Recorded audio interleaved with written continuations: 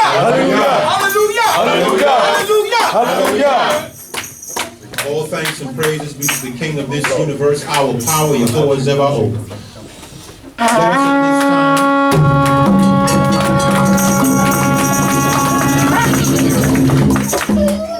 Blessed be the name of Yah. Let us at this time face the east and raise the heart, praying that the power of this universe would watch over us. May Yah, our King, remember the families that are at home, the families that are in places such as this, those throughout this earth that are acknowledging Him this day. May He hear our cry, our plea. May He acknowledge and even accept us. May He extend His mercy towards us, even as we raise the heart, praying that He would watch over us, that He would shield and keep us safe this day as we call upon His holy name. Hallelujah. Hallelujah. Kuma Yehovah, Weyafusu oevecha, weyanusu misanecha mipanecha. Kuma Yehovah, weyafusu oevecha, weyanusu misanecha mipanecha. Kuma Yehovah, weyafusu oevecha, weyanusu misanecha mipanecha. rise up, O Yah, and let thine enemies be scattered, and let them that hate thee flee before thee. Hallelujah. Hallelujah. Baruch Yehovah Baruch Baruch Yehovah bezoharaim, Baruch Yehovah be'erev, Baruch Yehovah belayla, Baruch Yehovah yom yom, Baruch Yehovah shamid. Yehovah Eloheinu b'vakusha, lishloach lanu lekol devarim ra'im she'asinu lefanecha yom yom. V'liyot imanu kol hayom hazeh, lema'an shemcha Yehovah. Elohei Avraham, Yitzchak v'Yisrael, Elohei Avotenu ve'eli, Lishmoa b'kolina, im terseotka, lema'an shemcha Yehovah. And it translates in English. Blessed be Yah in the morning. Blessed be Yah in the afternoon. Blessed be Yah in the evening. And blessed be Yah our power in the night. Blessed be our power every day. And blessed be Yah our power always. Yehovah our power, please forgive us for all evil things we have done. Be with us all this day for thy name's sake, O Yah. Power of Abraham, Yitzchak, and Yisrael. Power of our fathers, my power. Hearken to our voice, we pray thee, if it pleaseth thee, for thy name's sake. Hallelujah! Hallelujah! Hallelujah! Hallelujah! Hallelujah! Hallelujah! Hiya! Hiya! Hiya! Hiya! Hiya! Hiya! Selah. Let us at this time sing the song Ze'er HaShabbat. It is the Shabbat day, and we are happy to be here to praise and glorify the name of Yah. May Yah accept us in our efforts to acknowledge Him in this day as He commanded we do in having a holy convocation. The song Ze'er HaShabbat on page 3 and our Sidori. Ze'er HaShabbat, Sameach Ani. Ze'er HaShabbat, Sameach Ani. Ze'er HaShabbat, Sameach Ani. Ani Ohev Hayom Hashem. Ze'er Hayom Hayom, Sameach Ani. Ze'er Hayom Hayom, Sameach Ani. Ze'er Hayom Hayom, Sameach Ani. Ani Ohev Hayom Hashem. Yashem U'Yelah, Oh Yomim, Yashem U'Natan, Oh Levarim, Hallelujah, Hallelujah, Hallelujah. Hashem Hana, Sameach Ani, Hashem Hana, Sameach Ani, Hashem Hana, Sameach Ani, Ani Ohev Hayom Hashem, Ani Ohev Hayom Hashem. Ze'er HaShabbat, Sameach Ani. Ze'er HaShabbat, Sameach Ani. Ze'er HaShabbat, Sameach Ani. Ani Ohev Hayom Hashem. Ze'er Hayom Hayom, Sameach Ani. Ze'er Hayom Hayom, Sameach Ani. Ze'er Hayom Hayom, Sameach Ani. Ani Ohev Hayom Hashem. Yashem U'Yelah, Oh Yomim, Yashem U'Natan, Oh Levarim, Hallelujah, Hallelujah, Hallelujah. Hashem Hana, Sameach Ani, Hashem Hana, Sameach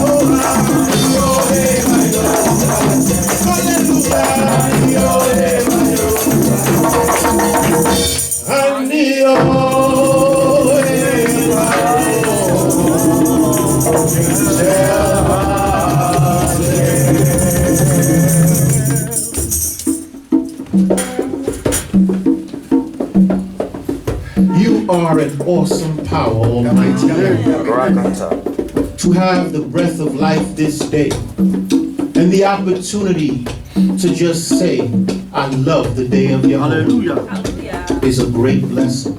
To be alive this day amongst the living is in itself a blessing, Almighty God. When we consider the many that are not here with us today, when we consider the events that's taken place this past week, to hear of a famous superstar making transition is indeed an eye-opener that show us that no one is guaranteed life. That no one is guaranteed the opportunity to be here today or tomorrow. That no one is immortal before you, Almighty King. You stand alone as the all-living power. You stand alone as the all-perfect King of this universe. To be able to say Natanyahu this day is a privilege. To be able to thank you for life, food, clothing, and shelter, the many blessings that you give us time and time again, is a blessing. To be granted this opportunity to be here on another Shabbat day is only because of your mercy, Almighty God. For we know that we have done things, many of us, worthy of death. At any time, you have the right to remove us if you choose. But yet, we stand alive today. Yet, we stand strong. Yet, we are here and given this opportunity to be amongst the living and have a holy convocation as you command and acknowledge you, praise and glorify your name. Each and every one of us can recall times that we have sinned knowingly and unknowingly. Each and every one of us can recall times that we have done things that you commanded we not do. Each and every one of us can recall times in our lives that we went astray from your path. Yet, we stand here today amongst the living. Not because we are perfect, not because we did something that made you decide we ought to be here, but because of your mercy. You have given us another chance. You have given us another opportunity. You have given us this privilege to be amongst the living, to say, Natanyahu, and give thanks to your holy name.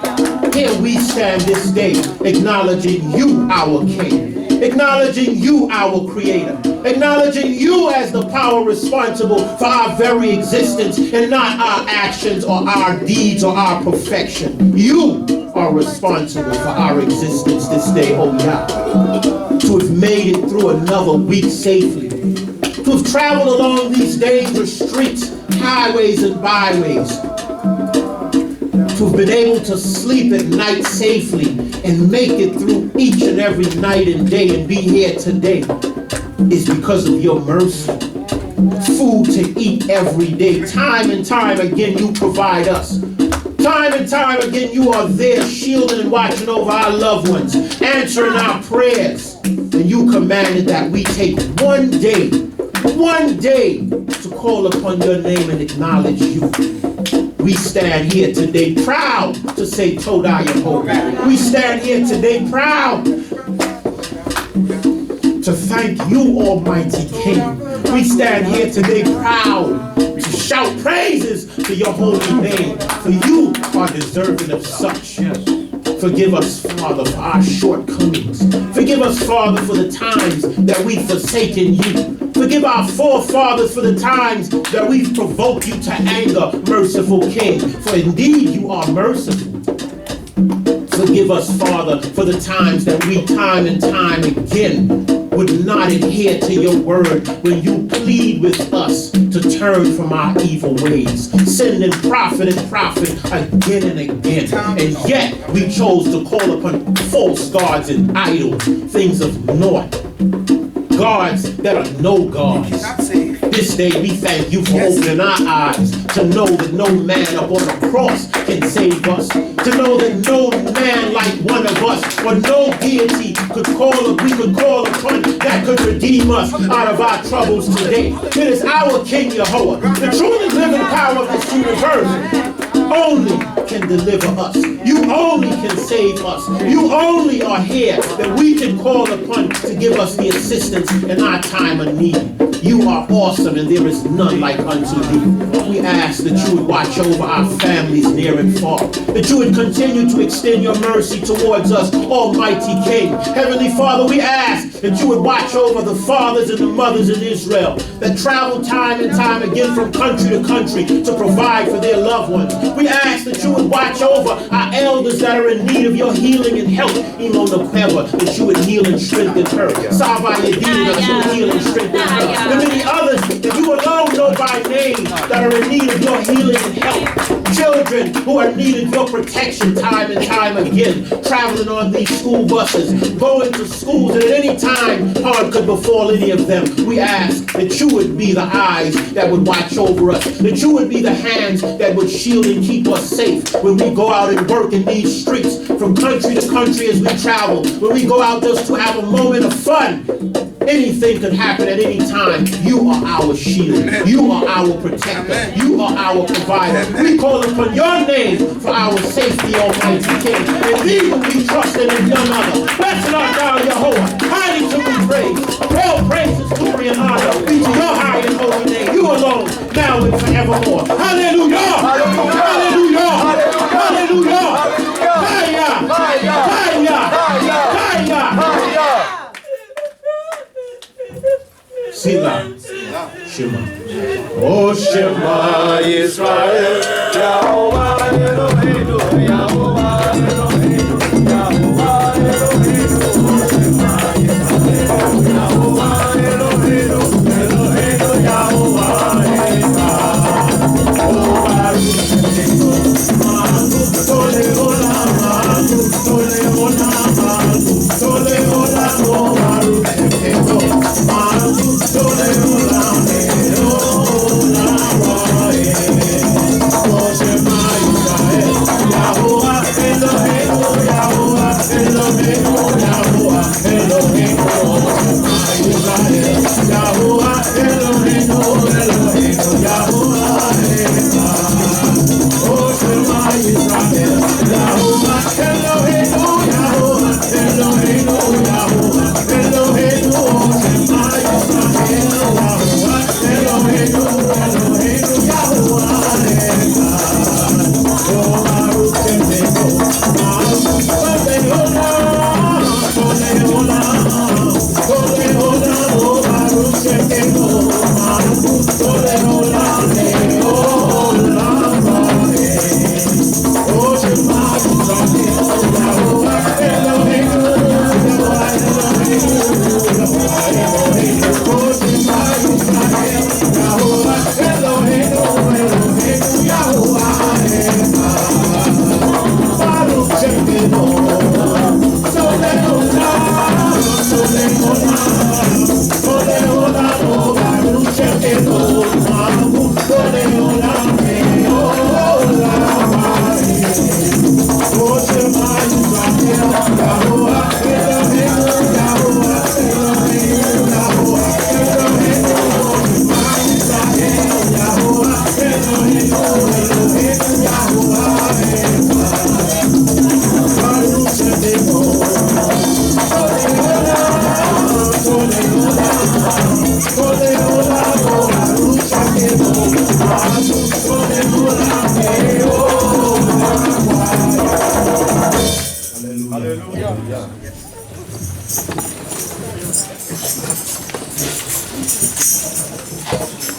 Blessed be the name of our King, our Creator. He is awesome, and we sometimes really need to understand and know how blessed we are to be given this chance, this opportunity to be amongst those who know his name, to be amongst those who are alive, to be amongst those who are amongst this gathering that can have a holy convocation as Yah commanded. Let us join our voices to utter the words of this prayer on page 4 in our Sidrah. And even bless the name of Yah, full of heart, full of joy, full of thanks, and grateful to call upon his name and be given this opportunity. Blessed be the name of Yah. Hallelujah. Hallelujah. Blessed art thou, O Yehovah, our power. And blessed be the works of thy hands. And the heavens and the earth were finished, and all the host of them. And on the seventh day Yah finished his work, which he had made.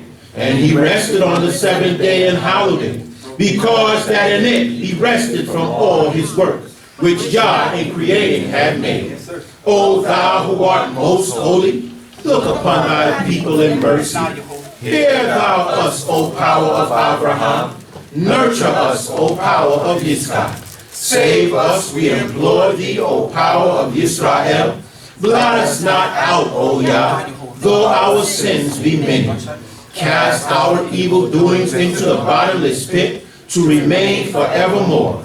Our hope is in thee, O Yah, and without thy mercy we have naught. Father of wisdom, thou dispenser of knowledge, cause our hearts to discern and our minds to retain thy law. Bless Israel to know thee as we did in the days of yore. Let the sign of the Shabbat shine brightly from this thy house, and from us thy people Israel. Let our voices mingle with the host of heaven as we joyfully proclaim. Blessed be the name of our power, and blessed be his holy name. Hallelujah. Shema. Shema Yisrael.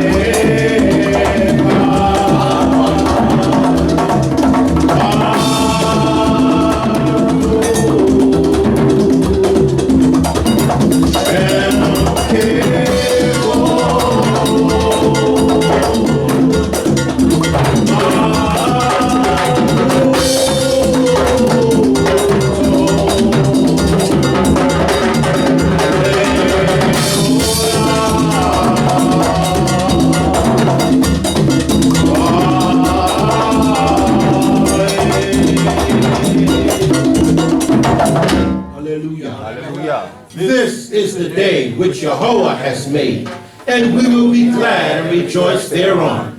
Unto thee do I lift up mine eyes, O thou that art enthroned in the heavens. Ascribe unto Yehovah the glory due unto his name.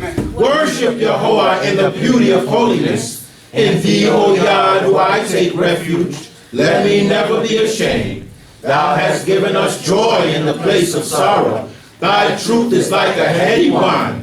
Shout for joy, O ye children of Israel. Proclaim the name of our King, to whom the sun does shine and the wind sing.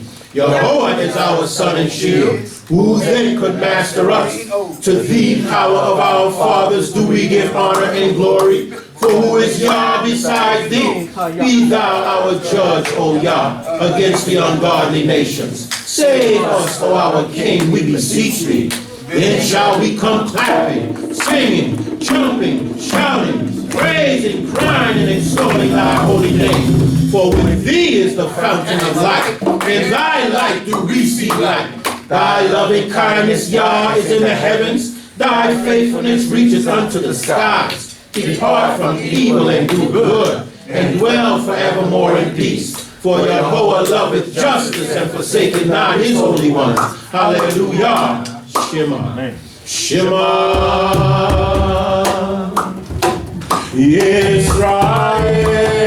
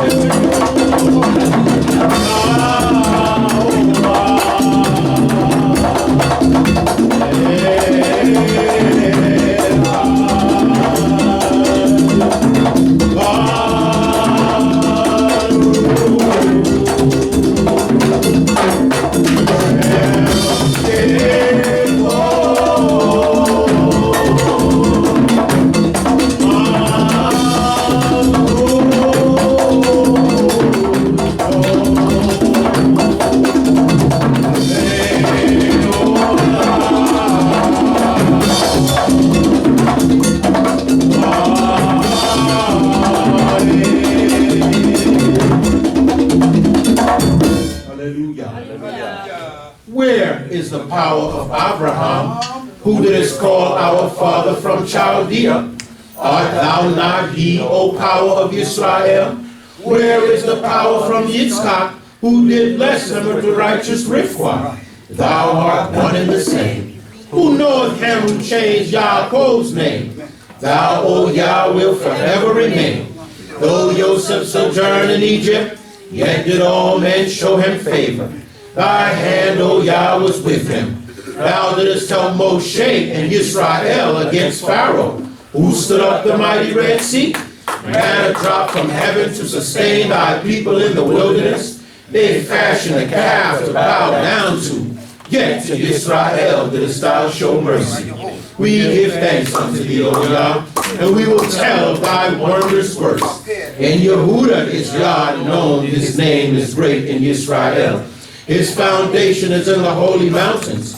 We will sing of the mercies of Yahweh forever. Unto all generations will we make them to be known. Stay thou, O Yah, in the midst of us. Cause righteousness once more to be sown. So shall the heavens praise thy wonders, Yah, thy faithfulness in the holy assembly. Let Israel awake in the day with their praises. Glory to Yah, now and forevermore. Hallelujah.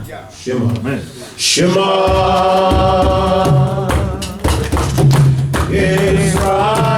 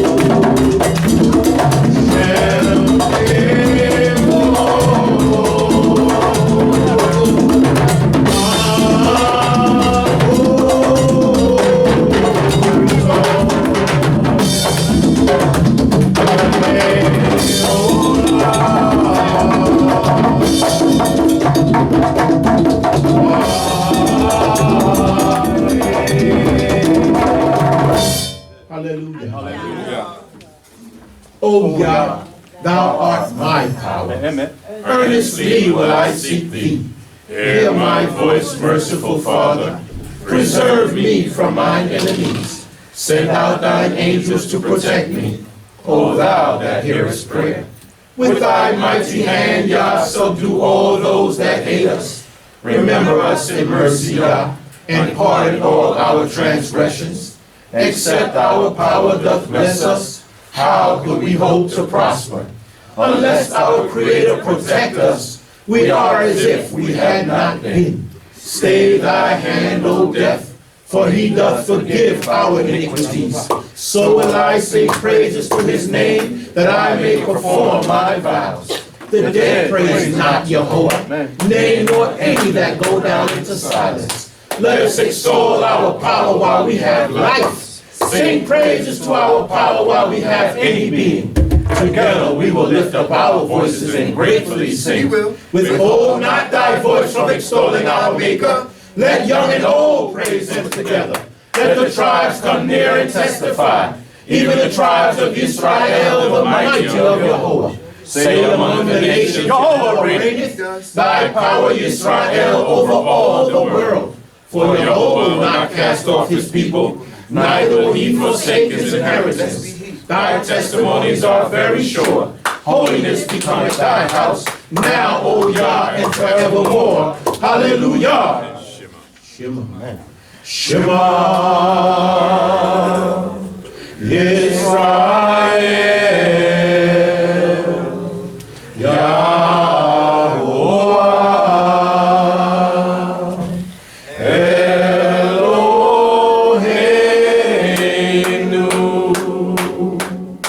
Yahuwah.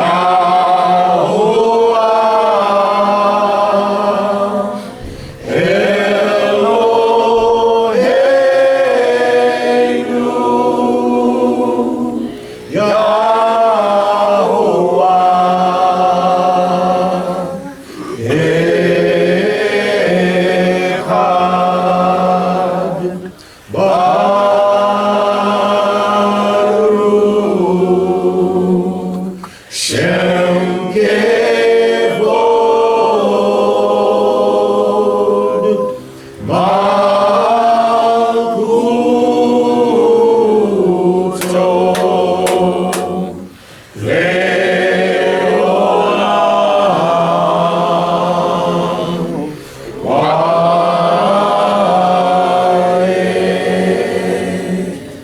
Hallelujah. Hallelujah.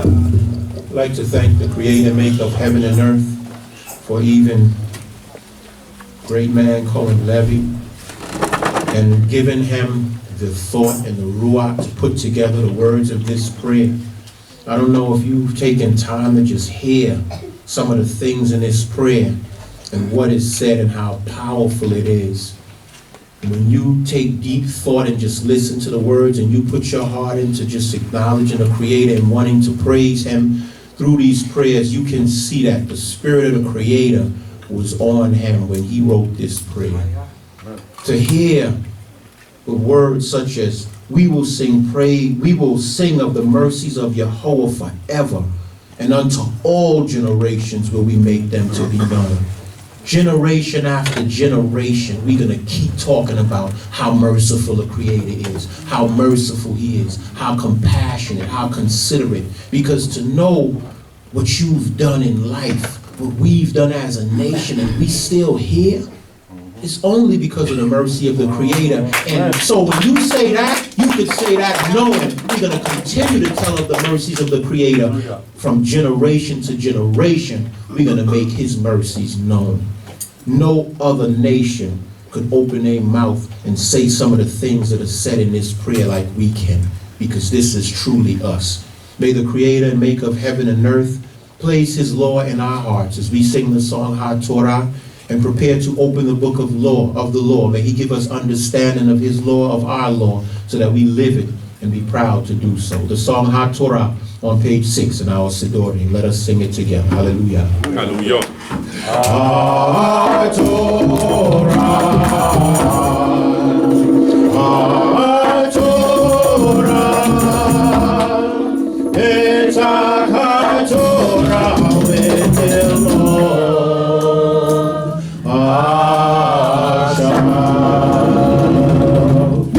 Whereby shall we return unto Thee,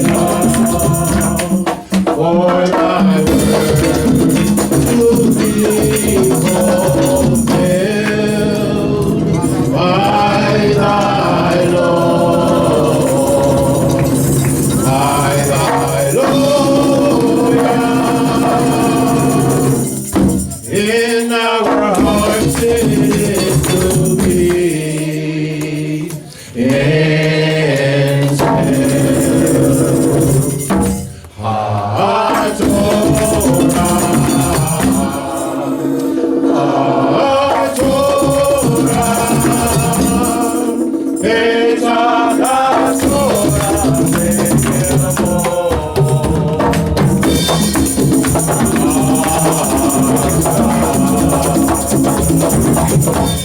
oh, how can we draw closer to each other in the spirit of true righteousness by Thy Lord, by Thy Lord, is the only way we must confess.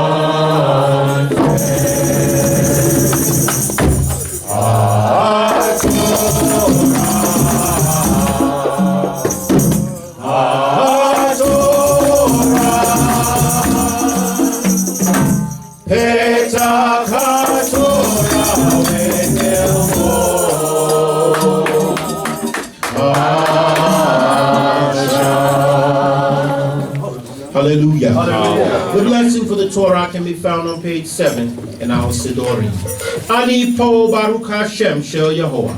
Baruch Yahuwah Yom Yom. Baruch Yahuwah Tamid. Ubaruch Haba Likra et HaTorah. Modeh ani lefeneka Yehovah Eloheinu, Natan lanu et HaTorah. Hallelujah. This time our sisters are asked to be seated and all of our males are asked to remain standing. This language, our Hebrew language, is awesome. There was a time that we didn't know and understand our language. And yet here we stand today. The Creator has restored to us knowledge of self and even knowledge of our language. I said in Hebrew, Ani po Baruch Hashem Shel Yehovah, which translates in English, I am here. Blessed be the name of Yah. And indeed it is a blessing to be here. The congregation replied by saying, Baruch Yehovah Yom Yom, Baruch Yehovah Tamid, Uvaruch Haba Likra et HaTorah. And it translates in English, blessed be Yah every day, blessed be Yah always, and blessed be he or she who will read the law, because we will have brothers and sisters coming before us to read in our language. You will hear those who come and read, they will say this prayer, Modeh ani lefeneka Yehovah, Natanyahu et HaTorah, and it translates, I give thanks unto Yah who gives us the law. You will hear the congregation constantly saying, Modi manaknu lak she'ata hu Eloheinu, hu Elohei avotenu, Avraham, Yitzchak, Yaakov, le'olam wa'ed. And it translates, we give thanks that you, Yehovah, are our power, and the power of our fathers, Abraham, Isaac, and Jacob, or Yaakov, forever and ever. Hallelujah. Hallelujah. Our Hebrew reading for this Shabbat, Sidrah Bo, or Sidrah Bo, will be taken from the book of Exodus, the 12th chapter, beginning in the 45th verse, reading through the 13th chapter and the 16th verse. Once again, our Hebrew reading for this Shabbat Bo will be taken from the book of Exodus, the 12th chapter and the 45th verse, reading through the 13th chapter and the 16th verse. And it reads on this wise in Hebrew. Toshav v'sakir lo yokal bo, bevayit ekad ye'akel lo tosi, Mi habayit min habasar kusa ve'esem lo tishberu vo. Kol adat Yisrael ya'asu oto ve'ki yagur it kager ve'asa pesak la'yehoah himo lo kol zakar ve'az yigrav la'asoto ve'haya ke'ezrak ha'aretz ve'kol arel lo yokal bo. Hallelujah. A sojourner and a hired servant shall not eat thereof.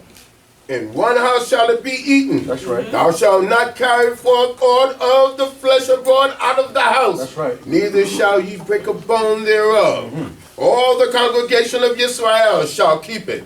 And when a stranger shall sojourn with thee, and will keep the Passover to Yehovah, let all his males be circumcised. Right. And then let him come near and keep it, and he shall be as one that is born in the land. But no uncircumcised person shall eat thereof. Amen. Modi manaknu lak she'ata hu Eloheinu, ve'Elohei avotenu, Avraham, Yitzchak, ve'Yaakov, le'olam wa'ed. Likra et ak Yirmiyahu ben Naphtali ben Yisrael. Anipo Baruch Hashem Shel Yehovah. Baruch Yehovah Yom Yom, Baruch Yehovah Tamid, Uvaruch Haba Likra et HaTorah. Modeh ani lefanecha, Yehovah Eloheinu asher noten lanu et HaTorah. Hallelujah. Hallelujah. Torah akat yiyeh le'izrach. V'lager hagar v'tot kim. V'ya'asu chol b'nei Yisrael ke'asher zivah Yehovah et Moshe v'et Aharon hein asu. V'hi v'ezim hayom hazeh hozi Yehovah et b'nei Yisrael eretz Mitzrayim al ziv otam. Hallelujah. Hallelujah. One law shall be to him that is homeborn, and unto the strangers that sojourneth among you. Thus did the children of Israel, as Jehovah commanded Moses and Aharon, so did they.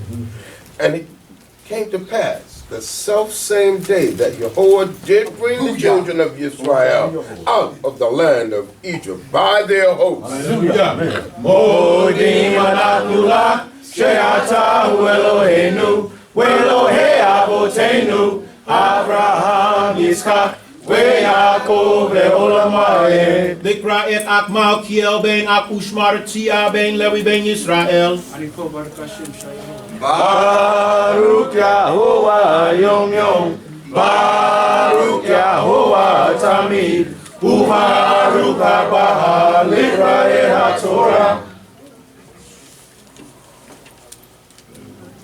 The quote right. Wadaber El Moshe Lemor. Wadaber Yehoah El Moshe Lemor. Wadesh Li Kal Bekor Peter Kal Rakem. Livne Yisrael. Va'adam Uvan Uvav Hema Li Hu. Vayamer Moshe El Ha'am Zakor Et Hayom Hazeh Asher Izatem B'Mitzrayim B'Beit Avadim Ki B'Kozek Yad Hozi Yehoah Etkem Mizei Velo Le'akel Hametz.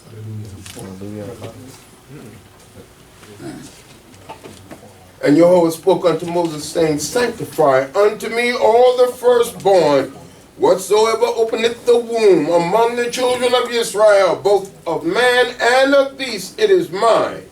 And Moses said unto the people, Remember this day in which ye came out from Egypt, out of the house of bondage, for by strength of hand Jehovah brought you out from this place. There shall be no leavening bread be eaten. There shall no leavened bread be eaten. Hallelujah. Holy Manaknula, She'atahu Eloheinu, Elohei Avotenu, Abraham, Yitzchak, Yaakov, Le'olam Va'ed. Bikra et Bikor ga Eliel ben Cohane, Sheikh Mia ben Levi ben Israel. Baruch Yahovah Yom Yom, Baruch Yahovah Tamid, Ubaruch Haba Likra et HaTorah. Hallelujah. Hayom Atem Yosim Bekodesh Havi Vahayaki Yata Yehoah El Haaret Haknaani Vahakiti Vahaemori Vahakiwi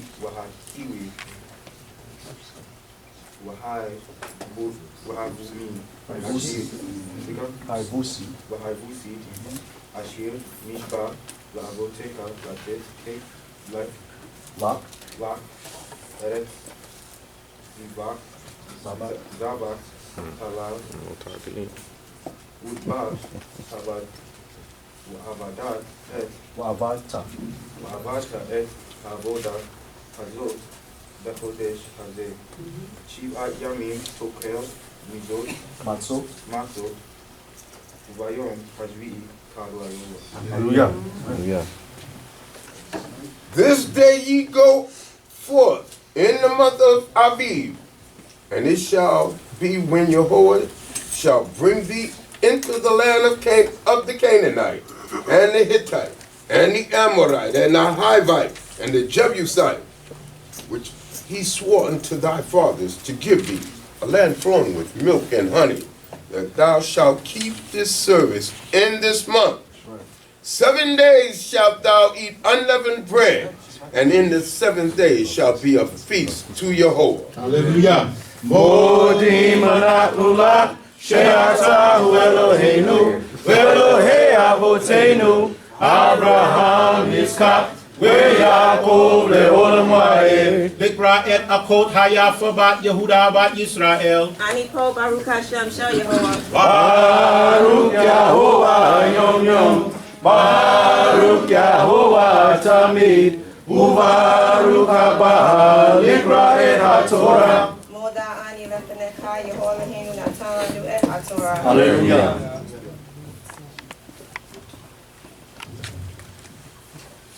Mazot Ya'akel et Shi'at Hayamim Relo Yira'e Laka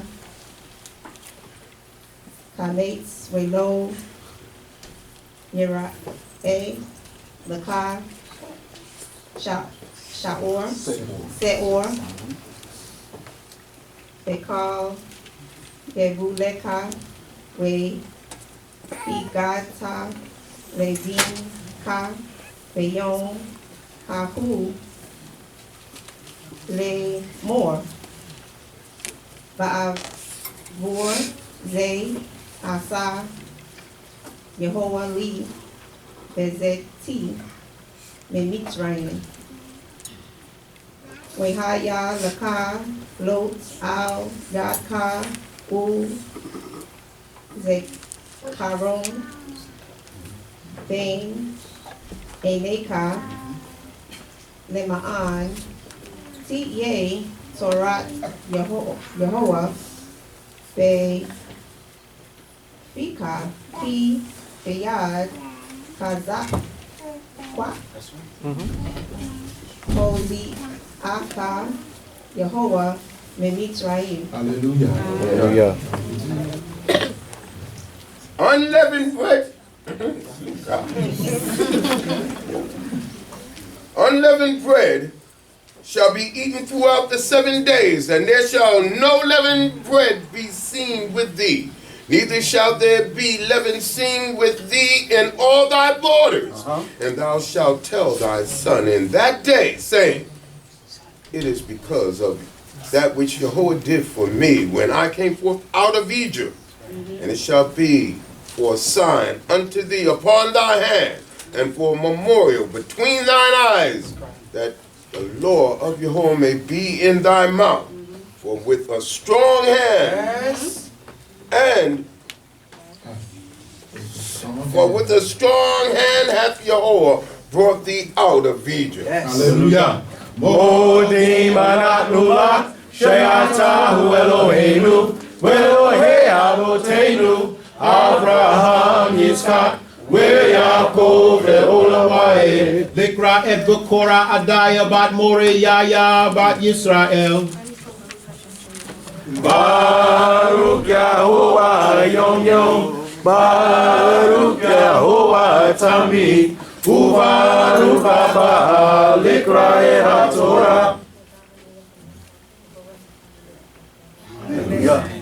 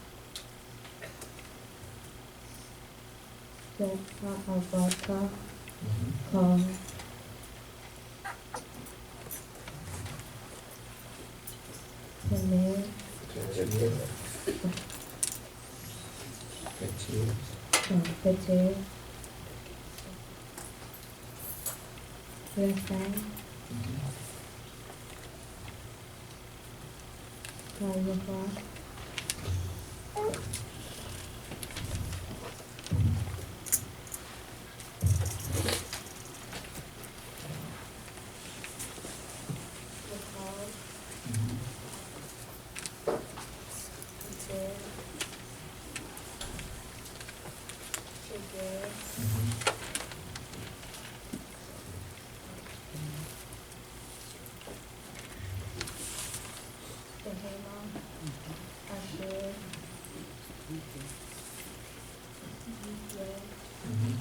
Yakar,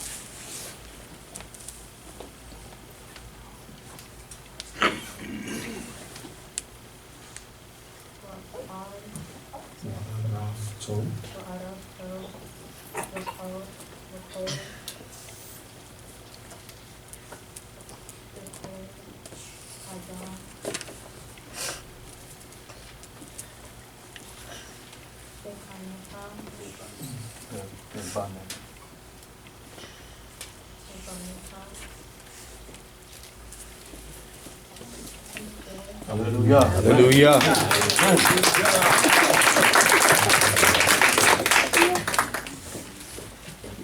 Thou shalt therefore keep this ordinance in its season from year to year. Amen. And it shall be, when Yahweh shall bring thee into the land of the Canaanite, as he swore unto thee and to thy fathers, and shall give it thee, that thou shalt set apart unto Yahweh all that openeth the womb.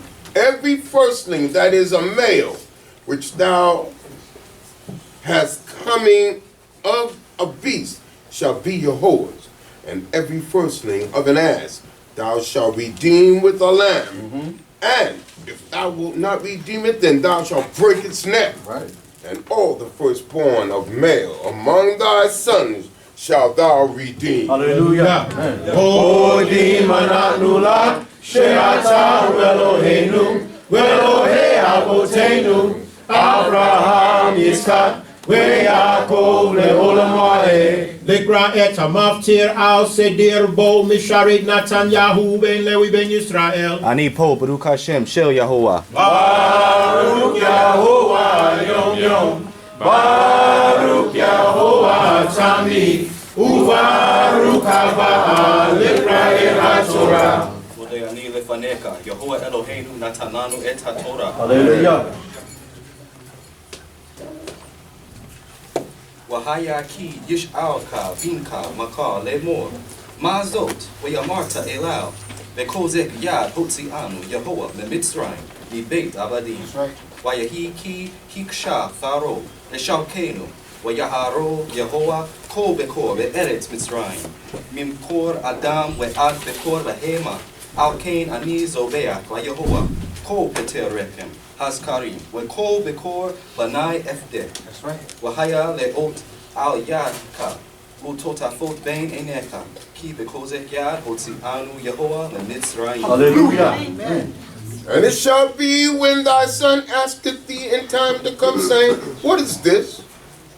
That thou shalt say unto him, by strength of hand Yahweh brought us out from Egypt, from the house of bondage. And it came to pass, when Pharaoh would hardly let us go, that Yahweh slew all the firstborn in the land of Egypt, both the firstborn of man and the firstborn of beast.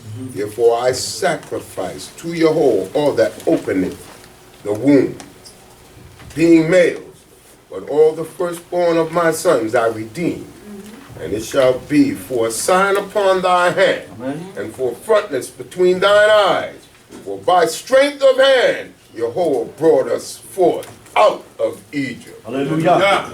Odi manatnula sheata Eloheinu Elohe Avotenu Abraham, Yitzchak, Yaakov, Le'olam Ha'ed. Shabbat Shalom, Nicole. Shabbat Shalom, Kol Kavod Yehovah Eloheinu, Elohei Avoteinu, Abraham, Yitzchak, Yisrael. Anashim Shavuna.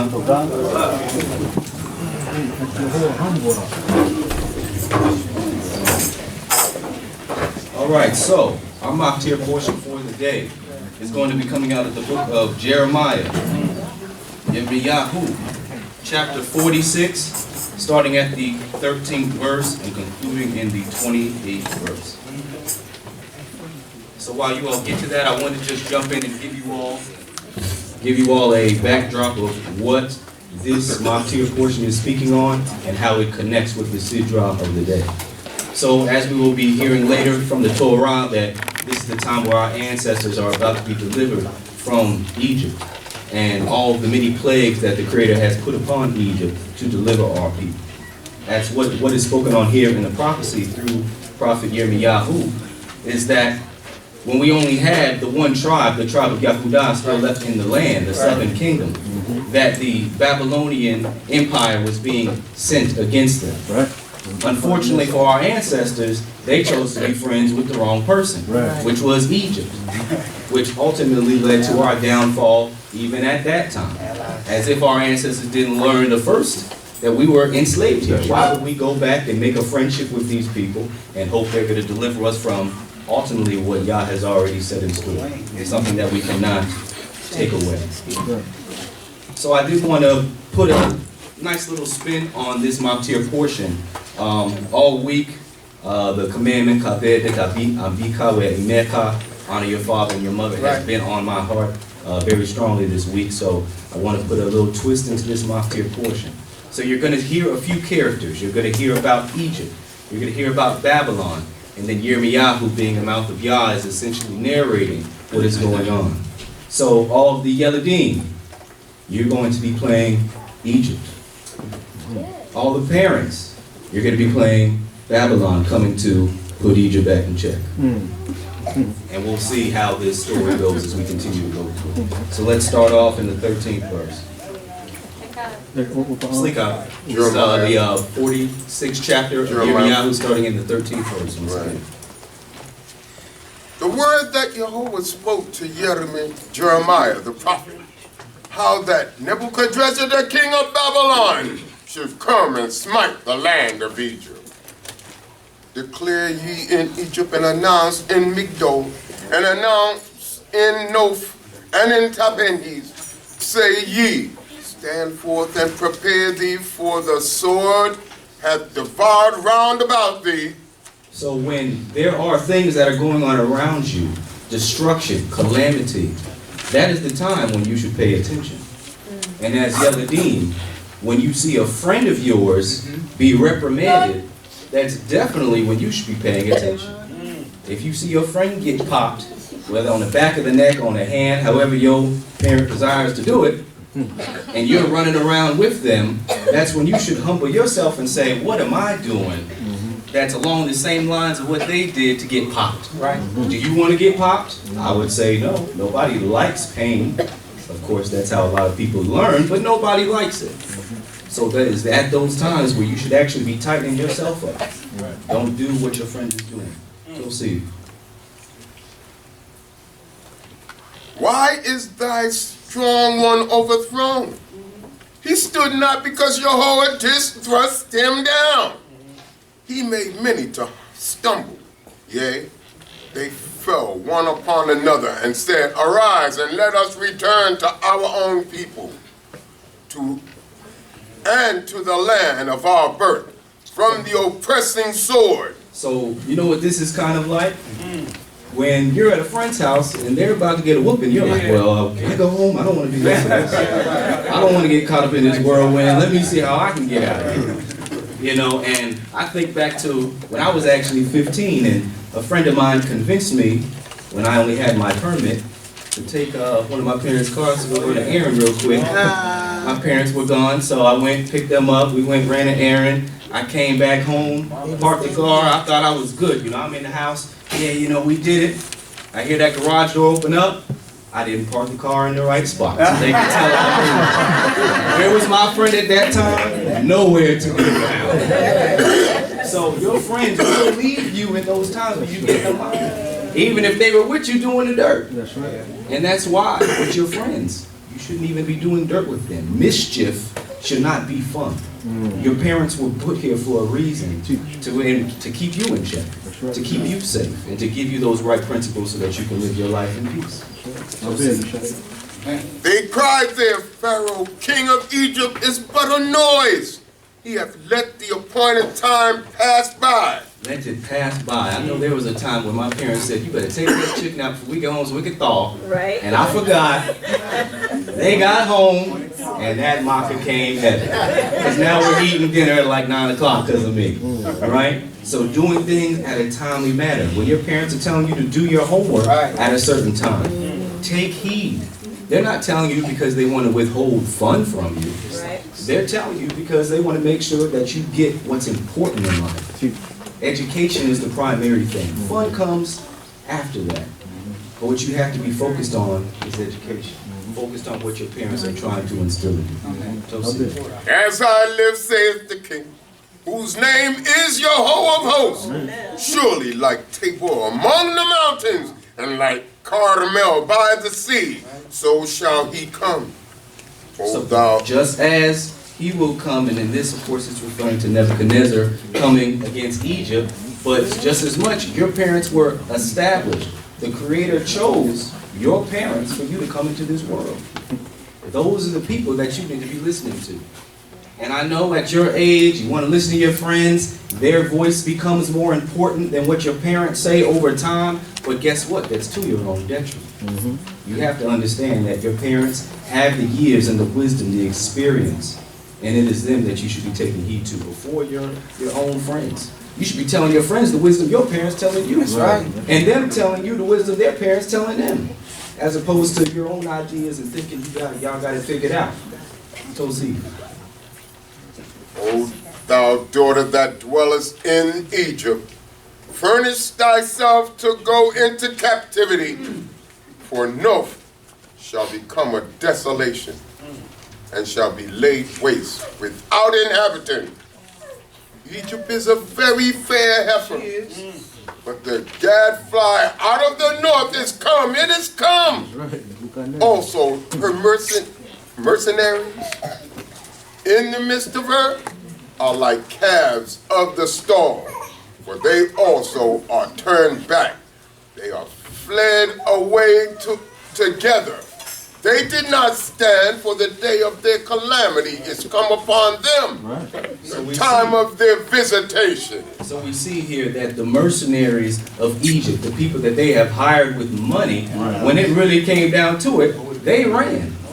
This is no different than when you have friends and you all have your hand in the pot to do something, and then when, the going, it gets a little tough, and y'all see the punishment's about to come, my hand wasn't in that cookie jar. I wasn't touching that. Yeah, it wasn't mine, and you all are passing off the baton to see who's going to get in trouble, who's going to be in the hot seat. So all the more reason why you should not be playing games, and you should take what's important, which is ultimately those right principles. Again, your parents, there's not a large variety of things that they are telling you. All parents really have the same message. Right. All right? They all have the same wisdom and morals to instill. So as those things you have to take heed to. It's not your friends that are the voice you need to listen to. The sound thereof shall go like the serpents, for they march with an army, and come against her with axes as hewers of wood. They cut down her forest, saith Jehovah, though it cannot be searched, because they are more than the locusts and are innumerable. The daughter of Egypt is put to shame. She is delivered into the hand of the people of the north. So we see here that Egypt is being brought to shame. Trees are being cut down. These trees, these ideas that youth come up with and they try to, experience in their own time. We know that, as Proverbs says, that folly is built up in the heart of youth. And the rod is how you get it out of them. That's right. Right? That punishment is how you get it out of them. And, you know, these ideas, you have to be very, very careful, children, with the ideas you get from friends and the things that you try to do in your life, in your household. Those morals that you might get from friends at school. Those aren't the same morals your parents are trying to raise you with. The Torah, principles of understanding Yah, the importance of acknowledging the Creator in your day-to-day life. Even as a youth, you can start to do these things. Don't wait until you're 20, 30, 40 years old and think, okay, now I'm going to do it. Who says Yah's going to spare you that long? Who says? Because you're young, you think you're entitled to years? No. That girl just lost her life on that airplane, was 13. Who says that you're entitled to years? So start to listen to what your parents are saying now while you still have life. And allow them to groom you. Allow them to chop down the ideas that are not good for you and to plant the seeds of good ideas, of good principles. Tosi. Jehovah of hosts, the power of Israel saith, Behold, I will punish Ammon of No, and Pharaoh, and Egypt, with her gods and her kings, even Pharaoh, and them that trust in him. Don't lean on your own understanding. Don't be like Rehoboam, who forsook the wisdom of the elders and took on the wisdom of his peers. And what did that lead to? The complete destruction of the nation. Why? Because they did not listen to the elders that are put in place, the parents that are put in place for you, to guide you, to protect you. They wouldn't be here if Yah did not ordain them with a true purpose that, you know, you as the Elohim have to take heed to. You are at their wing. Your parents make sure you have clothes.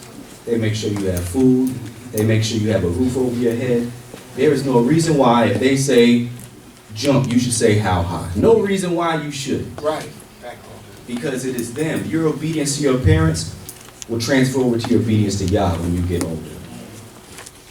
So make sure that you're obedient to your parents now, so you don't become a disobedient servant to Yah later. Amen. Tosi. And I will deliver them into the hand of those that seek their lives, and into the hand of Nebuchadnezzar, king of Babylon, and into the hand of his servants. And afterwards it shall be inhabited as in the days of old, saith Jehovah. See, Yah is going to once again put you in the hand of Nebuchadnezzar. Put you in the hand of your parents. That's right. You didn't want to listen. So they're there to do that. You don't want the pain, then do what they're asking you to do. What does it say at the end of that verse? That, and by thereafter, you shall have rest. Peace comes when you actually listen to what your parents are telling you. If you don't like the punishment, if you don't like things being taken away, all that kind of stuff, know how to focus when they're talking to you. Knowing how to listen and do what they're asking you to do. It's for your benefit. Tosi. But fear not thou, O Jacob, my servant, neither be dismayed, O Israel, for lo, I will save thee from afar, and thy seed from the land of their captivity.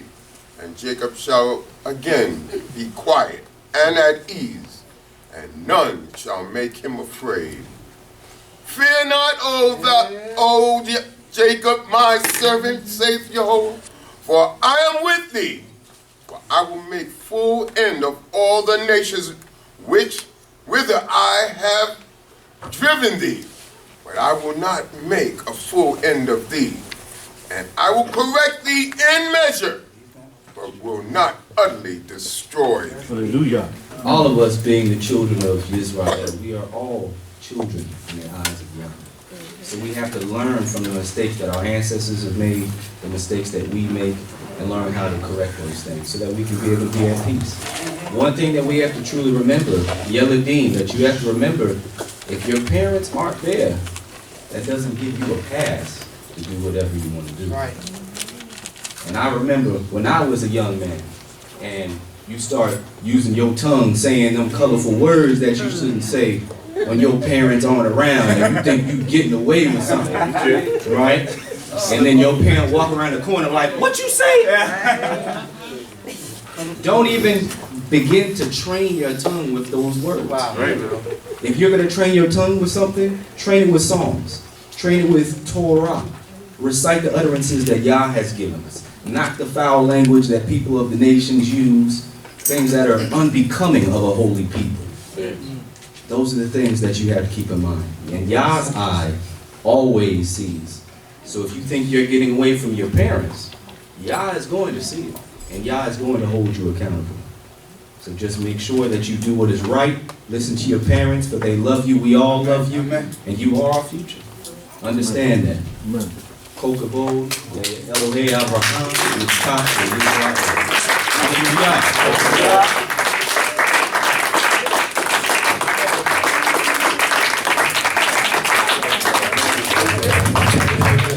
Another round of applause for the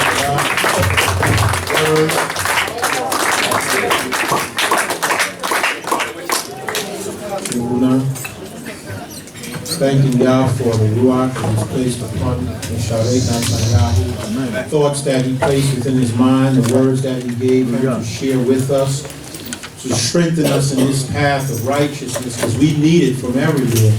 You know, you cannot just expect to hear the right thing from those who stand behind this area here.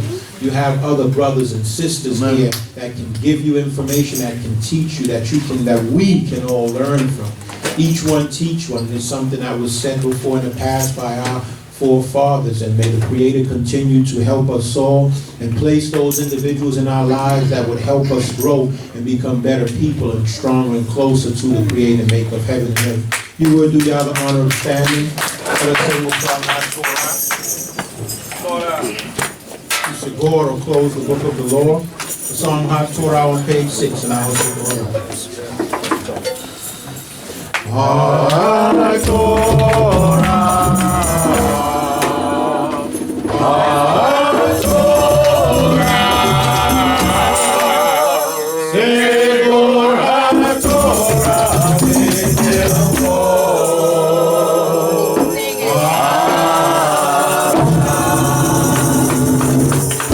whereby shall we return unto thee? For thy word to thee so well, by thy Lord, by thy Lord, in our hearts victory.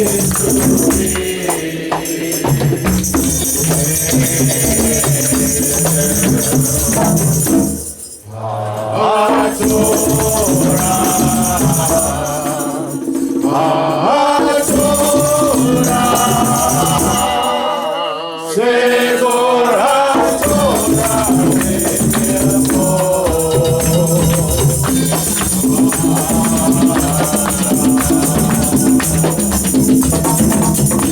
oh, how can we grow closer to each other in the spirit of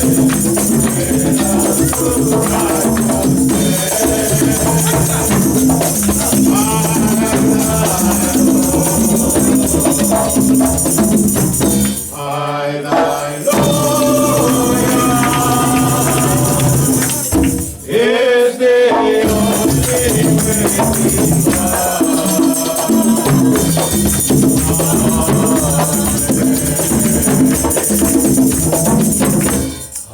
Hot Torah, Hot Torah, say for Hot Torah,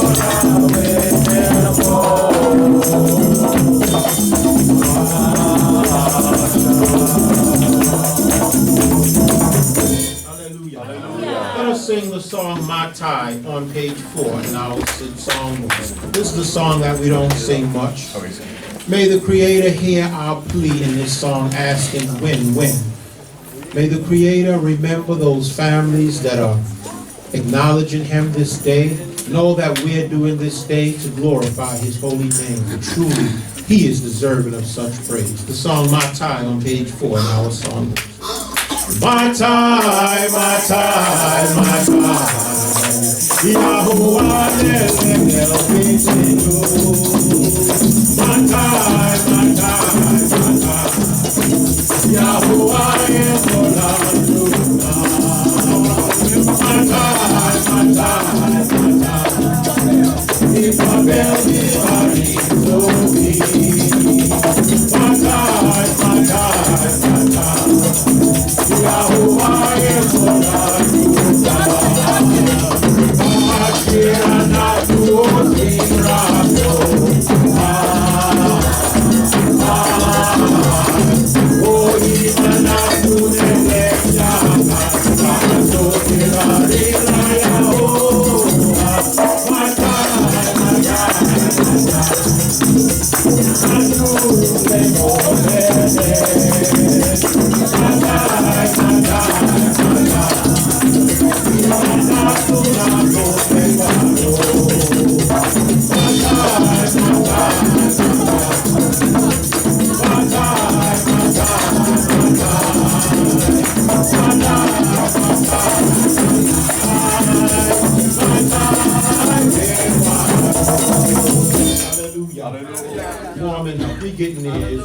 the song caused Israel to stand on page 5 in our song list. Hallelujah. Here are we because of thy goodness.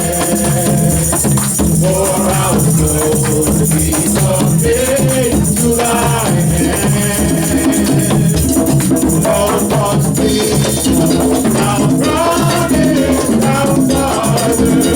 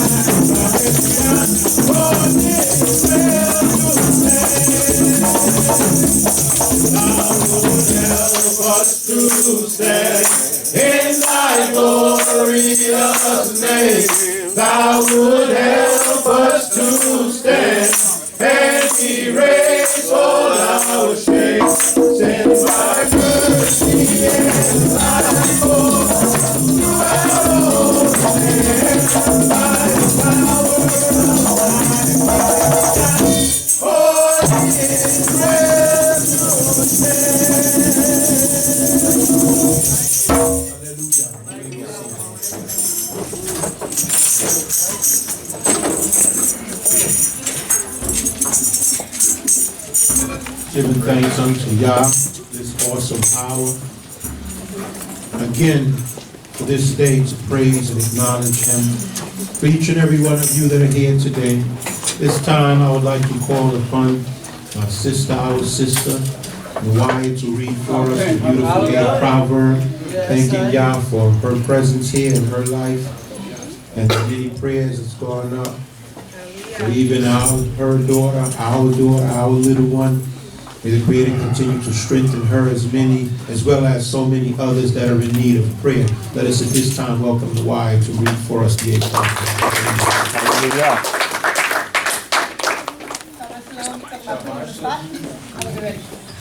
Just want to say to for my life and the lives of all of you, another week is going into eternity and we've made it. So I'm praying that we will make it further down the line if it be the Most High's will. Read the 8th prophet, right? Excuse me. Doth not wisdom cry, and understanding put forth her voice? She standeth in the top of high places, by the way, in places of the past. She crieth at the gates, at the entry of the city, at the coming and at the doors. Unto you, O men, I call, and my voice is to the sons of men. O ye simple, understand wisdom, and ye fools, be ye of an understanding heart. Hear, for I will speak excellent things, and the opening of my lips shall be right things. For my mouth shall speak truth, and wickedness is an abomination to my lips. All the words of my mouth are in righteousness. There is nothing froward or perverse in them. They are all plain to him that understandeth, and right to them that find knowledge. Receive my instruction, and not silver, and knowledge rather than choice gold. For wisdom is better than rubies, and all things that may be desired are not to be compared to it. I, wisdom, dwell with prudence, and find out the knowledge of witty invention. Yah, the fear of Yah is to hate evil, pride and arrogancy, and the evil way, and the froward mouth do I hate. Right. Counsel is mine, and sound wisdom. I am understanding, I have strength. By me kings reign, and princes decree justice. By princes rule, and nobles even all the judges of the earth. I love them that love me, and those that seek me early shall find me. Riches and honor are with me, yea, durable riches and righteousness. My food is better than gold, yea, than fine gold, and my revenue than choice silver. I lead in the way of righteousness in the midst of the paths of judgment, that I may cause those that love me to inherit substance, and I will fear their treasuries. Jehovah possessed me in the beginning of his way, before his works of old. I was set up from everlasting, from the beginning, or ever the earth was. When there were no depths, I was brought forth. When there were no fountains abounding with water. Before the mountains were settled, before the hills was I brought forth. While as yet ye had not made the earth, nor the fields, nor the highest part of the dust of the world. When he prepared the heavens, I was there. When he set a compass upon the face of the deep. When he established the floods above. When he straightened the fountains of the deep, strengthened the fountain of the deep. When he gave to see his decree that the waters should not pass his commandment. When he appointed the foundations of the earth, then I was by him, as one up with him, as one brought up with him, and I was daily all his delight, rejoicing always before him, rejoicing in the habitable part of the earth. My delights were with the sons of men. Now therefore hearken unto me, O ye children, for blessed are they that keep my ways. Come on now. Hear instruction, and be wise, and refuse it not. Blessed is the man that heareth me, watching daily at my gates, waiting at the posts of my doors. For whoso findeth me, findeth light, and shall obtain the favor of Jehovah. But he that sinneth against me wrongeth his own soul. All they that hate me love death. Amen. I just want to say, I had between yesterday and today, I had I guess they call them, how do we call them? Confirmations, I guess that's a good word. The same thing pretty much that Natanyahu, right? He spoke about in Natanyahu, that he brought up in the portion when he said, honor thy father and thy mother, and I'll take you by the way, not face with his voice. Just honoring your parents and doing what's right, even when you're with your so-called friends and they're not doing right, don't go down that path. Of course, I talk to my child about this all the time. I even mentioned last night with her about certain things when it tied into what you said, so I said, man, that's confirmation. That's right. And then, just hearing the word my time when we sang the song, I'm going to tell you the truth. I was speaking with someone probably this morning, and I put my tie when we were speaking. And I came in here and heard my time like, oh my goodness, okay. Confirmation. Again, I'm grateful to be here. I'm grateful to be alive, and I'm grateful to still be in my mind the way the congregation thinks of Yah and keeping Him first and always in your mouth and in your mind and in your heart. And it's not easy, but Most High is still good, and He's good to me. Hallelujah. Hallelujah. Thanks to Mawaya for her words, thanking God for His presence in her life and each and every one of your lives and our lives. The Creator is awesome, and words cannot express my gratitude or our gratitude towards Him for all that He continues to do. Let us acknowledge the King of Glory and join our voices to utter the words of this psalm, Psalms 24, as a community, as a family. And let us read this Psalm 24 together. Hallelujah. Hallelujah. The earth is Jehovah's, and the fullness thereof, the world and they that dwell therein. For He hath founded it upon the seas, and established it upon the floods. Who shall ascend into the mountain of Jehovah? And who shall stand in His holy place? He that hath clean hands and a pure heart, who hath not taken Yah's name in vain, and hath not sworn deceitfully. He shall receive a blessing from Jehovah, and righteousness from the power of His salvation. Such is the generation of them that seek after Him, that seek Thy face, even Yaakov, Selah.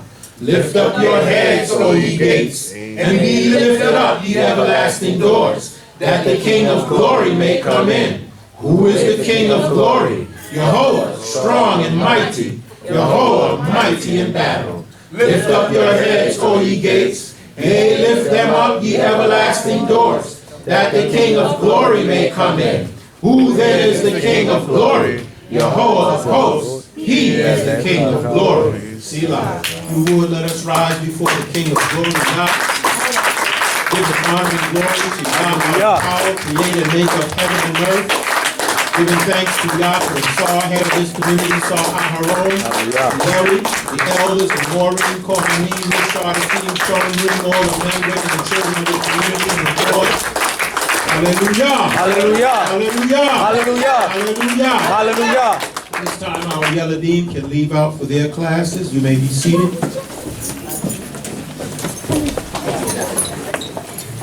Again, I cannot stop acknowledging Yah. Cannot stop repeating how important it is that we continue to consider Him. We have all heard of the tragedy this week, the passing or the death of Kobe Bryant, his daughter. I'm pretty sure it touched everyone in some way. Let us all just consider life and how precious it is, and that everyone leaves this earth at some point in time, and that we must give thanks to the Creator for being able to be here and to have this precious gift of life. And that sometimes we take for granted the fact that we get up every day in good health and strength and perfect peace. With the few challenges that we have, we believe that we're expected to rise that the next day and live the next day and go through our daily routine. But it is not so. We must acknowledge the Creator and show Him how thankful we are and express to Him how much we appreciate His hand in our lives and Him being there for us time and time again and answering our prayers over and over again. Our portion of study this week is taken from the book of Exodus, the 10th chapter and the 1st verse. And it continues where we left off last week, where Pharaoh remained to have a hardened and stubborn heart and would not let our people go. In spite of what the Creator continued to do, placing plague after plague upon him, he remained stubborn and would not let the people go. And many times it's mentioned here in his book that the Creator was hardening his heart because the Most High wanted to make a lesson out of him, make an example and show the nations around what Yah, our power, was truly capable, was and is capable of.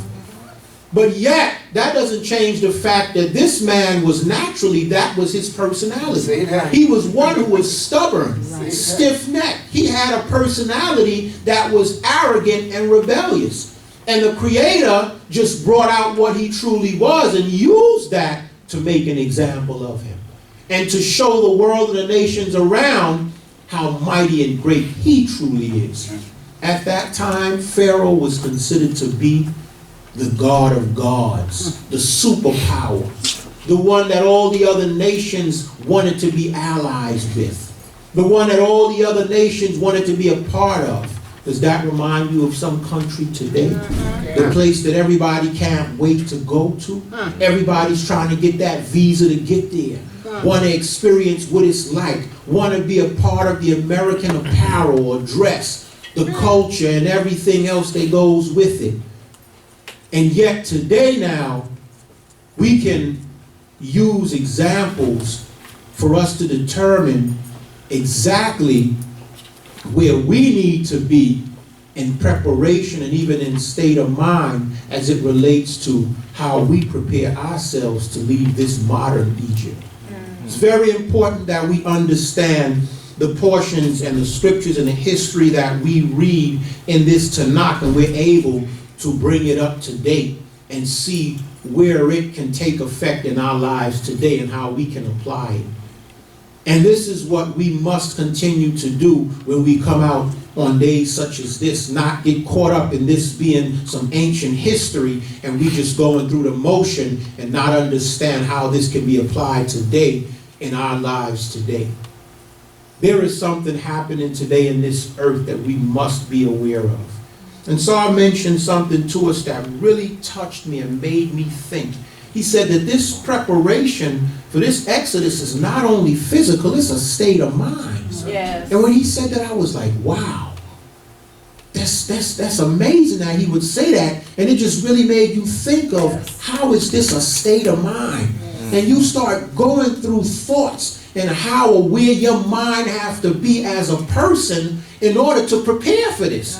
Because you can prepare physically, oh, I have this ready, I have that. When everything comes, when it's time to move, you're not ready mentally, and you find yourself making all kind of excuses, saying, well, I'm not sure about this. You have to be ready mentally. You have to also put yourself in a place where when little things happen, you tell yourself, no matter what happens, this is what I'm going to do. I have to have my family ready just in case of this. And it's not just physically prepared, but even if something happened and you can't get out of here, you have to know what steps to take mentally to prepare yourself and put yourself in the next place for plan B. It's a state of mind. You really have to tell yourself, no matter what, I have to get my mind ready for this process. Yes. And the Creator's involved in this matter. We have to stay connected to him so that he can allow us to see the plagues. Just as those plagues were being placed on Egypt, there's a different type of plague today that's being placed in the world that we have to see and be prepared for and notice and be aware of. Yes. And Pharaoh at that time, the Creator placed a spirit on him because the Creator wanted to make an example of him, but he not only wanted to do that, he needed the world to see and know that he was and is the only power of this universe. He took it out on the gods of Egypt. That's right. As Cohen Zadok rightfully mentioned when he showed different pictures of deities up there, Egyptian gods. These plagues, many of them, were brought on things that the Egyptians worshipped, the Nile River. To make that river turn into blood, they had ceremonies where they went out there and worshiped the Nile River. And so here the Creator is continuing this process in plaguing Egypt and in making an example of Egypt and Pharaoh. And it continues in this week's Sidrah in the 10th chapter in the first verse. It says, And Jehovah said unto Moses, Go in unto Pharaoh, for I have hardened his heart and the heart of his servants, that I might show these my signs in the midst of them, and that thou mayest tell in the ears of thy son and of thy son's son what I have wrought upon Egypt and my signs which I have done among them, that they may know that I am Jehovah. And Moses and Aharon went in unto Pharaoh and said unto him, thus saith Jehovah, the power of the Hebrews, how long wilt thou refuse to humble thyself before me? Let my people go, that they may serve me. This here, we have to realize what was said in these first few verses. The Creator said that I may show these my signs in the midst of them, and that thou mayest tell in the ears of thy sons and of thy sons' sons what I have wrought upon Egypt, my signs which I have done among them, that ye may know that I am Jehovah. This was the Creator making himself known or introducing himself to the world at that time. Egypt was the superpower. And in order for you to make yourself known as the greatest, you have to beat the greatest. That's right. You have to overthrow the greatest. You have to show the world that you're greater than the power or the thing that they see as the greatest thing that exists at this time. And so the Creator used Egypt as an example. This was a preparation long before, The Creator see and know the future. You think it was by chance that the Most High had us end up in Egypt, of all places? That he had Joseph go to Egypt, had us end up in Egypt, had Egypt be the superpower to where the Creator had to deliver us out of Egypt? The Creator could have used any other nation or king at that time for us to get salvation from the famine during the days of Joseph. Why would he use Egypt and place us strategically in that place, in that area at that time, and have us spend a time there and have to be delivered from them? This is a power who saw the future long ago and long ahead, way before us, and was putting things in place back then just as he is today. Putting things in place and preparing us for a great salvation today. Preparing the world to see who he is in this day and time when he put his hand on the superpowers of today. Nothing happens by chance with this power that we serve. He has a plan in this earth, and we have to be connected to him so that when he orchestrates and executes this plan, we're on his side and we're ready because we see his hand in this earth and in our lives, and we are prepared to move when he says, Israel, this is the time. Conditions will make us turn to Yah when the time is right. If everything was hunky-dory and perfect in Egypt, we would have stayed there. We would have never started calling and crying on the Creator for salvation. Just as we comfortable here today, right here in America. When we get comfortable somewhere, we don't want to leave. Do you want to leave? You stay. You okay. You driving your fancy donkey cart back in Egypt. They had just like they got the nice ride today, they had the fancy cart back then. All the fancy clothes that we have today and the comforts and homes and luxuries that we have today, if we had that in Egypt, we would have never been praying for salvation, asking Yah to take us out of there. It wasn't until those Egyptians made us slaves and things got rough. That's when we started praying and calling to Yah for his salvation and his help, just as we will today in this day and time. Don't expect things to get any better if we're calling ourselves the nation of Israel and we expect to leave these lands of our captivity. Things are going to only get worse to the point where we're praying and pleading for deliverance. Right.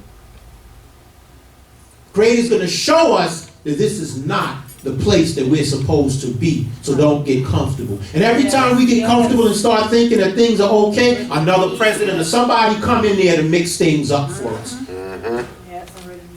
Made things tougher to get insurance and all these other things. We fighting for rights. And the moment it looks like it's getting a little better, here comes something else that stir up the pot. Because the Creator is showing us this is not where we belong. Yes. And just as it is a physical preparation, it's a mental preparation as well. If we don't prepare our minds for this, then we'll stay here in this rut, continuing to try to make this the place of our dreams and a place that we want our children to be comfortable with. We have to understand what the plan is. Yeah, bring our children here. Get an education. Learn and take as much as you can take, just as we took and prepared ourselves when we were in Egypt, as we're going to read in a few minutes. The preparation to leave, what? Getting all that you can get and gather before you leave. And here it is, the Creator saying to us, make your children, your sons and your sons' sons, make them know, make them all aware of this deliverance and what's taking place here in Egypt, because I want the world to know what I'm capable of. So even in a future years from now, like today, we could still be talking about this great deliverance back then, and the fact that this power who delivered us then is capable of delivering us today, and it's what he will do. Amen. Because they say what goes around comes around. Just as we found ourselves in an Egypt then, we have a modern day Egypt today, and we're preparing ourselves for salvation and for deliverance as well.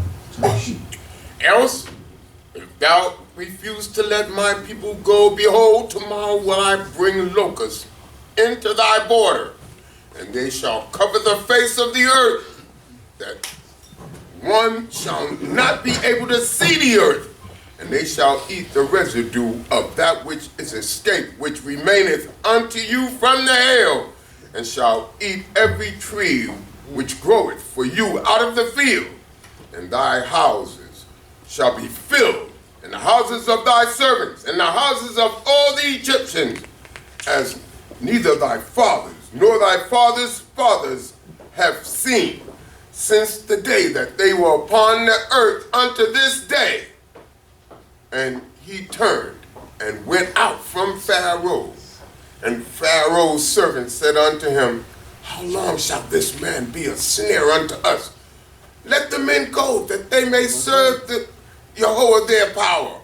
Knowest thou not yet that Egypt is destroyed? So Pharaoh's servants, they got to a point where they no longer had the same respect for Pharaoh like before.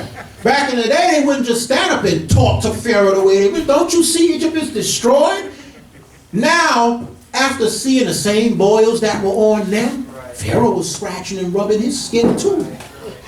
The same gnats that were bothering them when the plague from the gnats came was bothering Pharaoh. Those same frogs that were in their homes were in Pharaoh's home too. When they were there scraping along the side of the river for water, they saw Pharaoh looking too. He needed the same water that they needed. So they realized, wow, all these gods in Egypt are being destroyed. And Pharaoh, who's supposed to be a god, is suffering just like we suffering. Man, you ain't no real God. Listen, we need you to let these people go. And not only that, when Moshe and Aaron, they're talking about, listen, we're going to have some locusts in here like you've never seen before. I'm looking around. They remember they knew the frogs was frogs like we never seen before. Everything else we never saw before either. These gnats we never saw. Now you're talking about some locusts. We can't imagine what they're going to be like. So they had to tell Pharaoh, listen, let these people go. Don't you see Egypt is already destroyed? We can't deal with another calamity right now. We've had enough.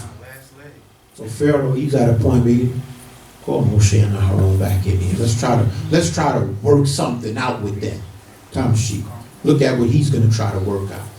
And Moses and Aaron were brought again unto Pharaoh, and he said unto them, go, serve Jehovah your power. But who are they that shall go? And Moses said, we will go with our young, and with our old, and with our sons, and with our daughters, with our flocks, and with our herds. We will go, for we must hold a feast unto Jehovah. And he said unto them, so be Jehovah with you, as I will let you go. And your little ones, see ye that evil is before your face? Not so. Go now, ye that are men, and serve Jehovah, for that is what ye desire. And they were driven out from Pharaoh's presence. See, Pharaoh didn't understand what was going on. Right. Pharaoh thought that they were going to discuss this here. They were going to work with him. Some of you are going to go, but the plan was and always has been for y'all to come back at some point. No. We never planned on coming back. When we leave, we gone for good here. Pharaoh's like, so what you saying? The young and the old, everybody's going? Who's staying here? Not so. That's why Pharaoh, you have to understand what Pharaoh meant when he said, oh, and so be Jehovah with you, as I'll let you go, you and your little ones. Not so. There was there was an underlying smartness behind that. He was like, oh, so you're going to go with everybody, huh? You don't plan on coming back. That's really what he was saying. Moses was like, no, we don't plan on coming back. Don't you get it? Pharaoh didn't get it. And Moses, at this point, Moses is bold with it now because Moshe has reached a point of frustration as well. At first, Moses was all quiet and reserved. This is not the same Moses that went in the first 2 or 3 times. This is a different Moshe now because this is becoming more and more personal. Every time Moshe go in there and Pharaoh hardened his heart, Moses is coming back out and he's developing a dislike more and more for Pharaoh. You know how somebody that you find yourself dealing with? Every time you meet up with this person, there's some confrontation. Things never going right. Even when you try to make the peace, listen, I'm just trying to talk to you nice. What you say? Okay, no problem. You come back the next day, you try to make the peace again, but they just arrogant. Now Moses realized that he's dealing with an arrogant person. Moses is like, okay, you know what? I'm just going to come in here, tell you what's going to happen. And what? Oh, you talking about letting us go? All right. So who are you going to let go? All of us are going. We're going with our young, our old. This is how Moses is talking now. This is no more pleading or trying to come before Pharaoh as if Pharaoh is some great power. You're nothing. The power that I serve is everything, and I've proven it to you. At this point, you need to let my people and my family go. And if you don't, this is what's happening. This is no more plea bargain. It's one thing or the other. If you don't let us all go, we bring in another plague on you. And Jehovah said unto Moses, stretch out thy hand over the land of Egypt. There's no more compromise. Right now we're sending these locusts here. That they may come upon the land of Egypt and eat every herb of the land, even all that the hail hath left. And Moses stretched forth his rod over the land of Egypt. And Jehovah brought an east wind upon the land all that day and all the night.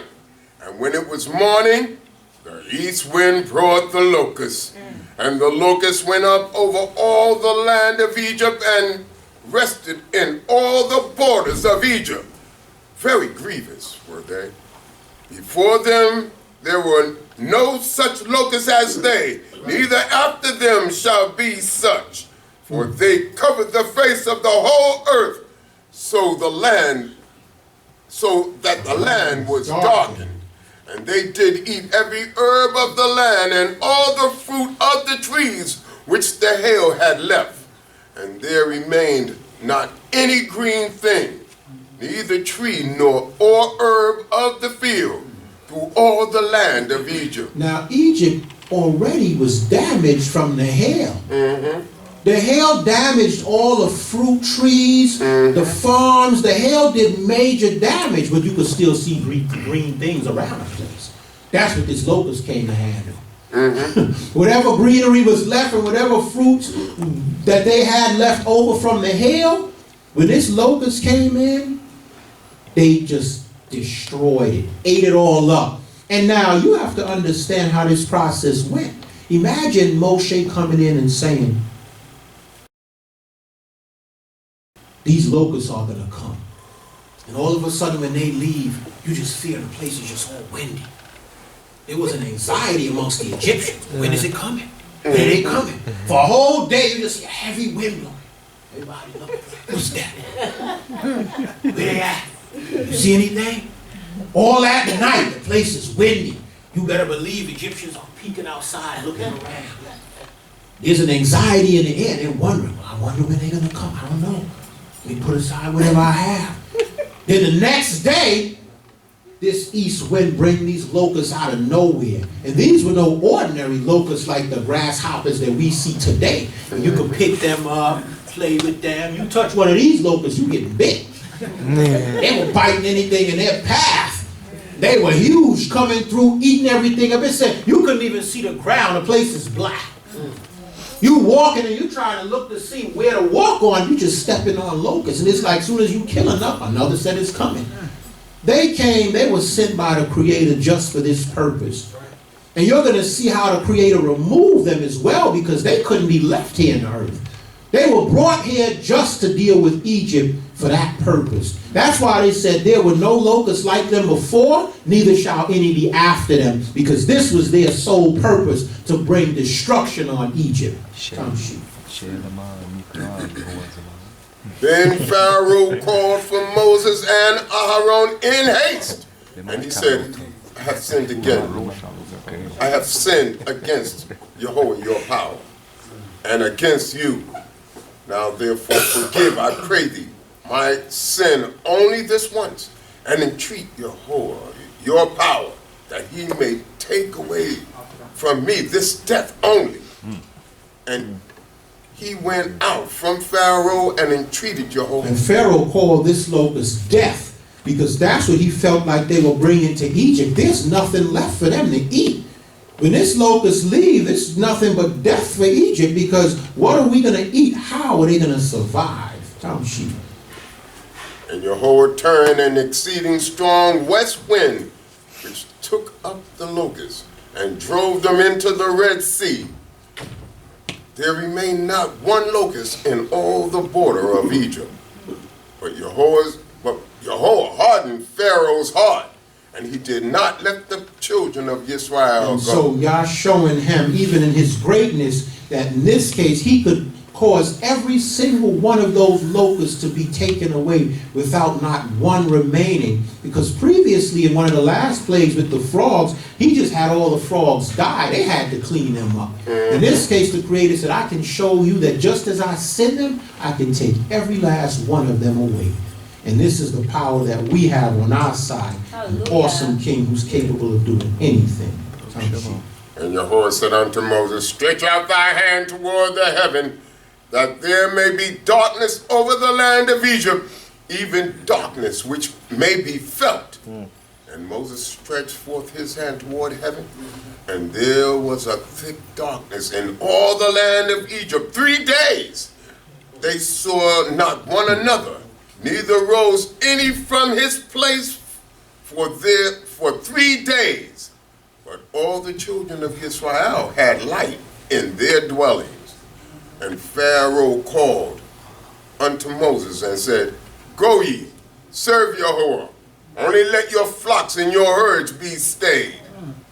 Let your little ones also go with you. So now, after having this locust, then all of a sudden out of nowhere, the Creator just had a darkness fall on Egypt. You have to realize this had to be something scarier than you and I could ever imagine. This is a darkness that they could feel. They didn't know what was coming. And so that in itself was more fear than the darkness, because they're like, okay, is he making this place dark so that we can be attacked by an enemy? And then this is a darkness that you're feeling. So every minute you jumping. Who's that? Who's there? Who's touching me? Nobody's touching you. You're just feeling this. That's how dark it is. I've been in some blackouts in Guyana. Moray, you ever felt anything? No. I never felt none of it either. If this is a darkness that you feeling, this is something else. So therefore now, for 3 days, this place is just pitch black. And then all of a sudden, the 4th day, it's light again. Pharaoh, go call Moses in there. Call him right away. We don't know what's coming next. After having 3 days of just fear and panic, those 3 days, the fear in itself alone probably caused them after that to go and call Moses. Because they were just so scared, not knowing what to expect, unable to protect your family, do anything about this. You're just sitting there where you are. It mentioned that nobody left their place. For 3 days, whatever you had to do, you did it right there. You know what I mean? And this is how it was. So after that now, they're afraid. Go call Moshe and Aaron. They send for Moshe and Aaron. Pharaoh is still here trying to compromise with him and hoping that they would compromise with him and work something out again.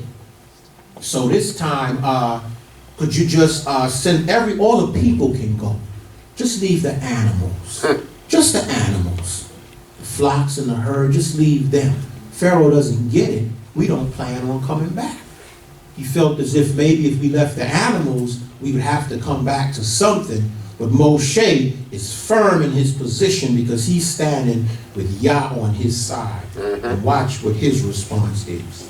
And Moses said, thou must also give into our hand sacrifices and burnt offerings, that we may sacrifice unto Jehovah our power.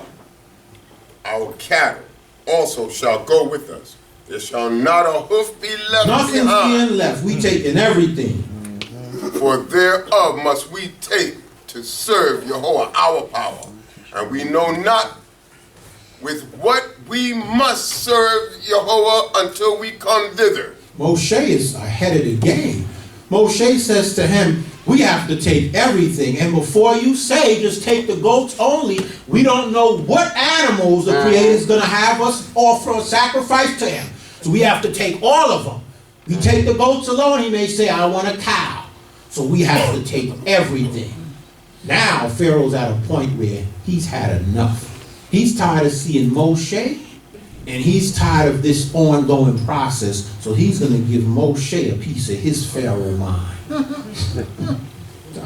And Pharaoh said unto him, get thee from me, take heed to thyself, see my face no more, for in the day thou seest my face thou shalt die.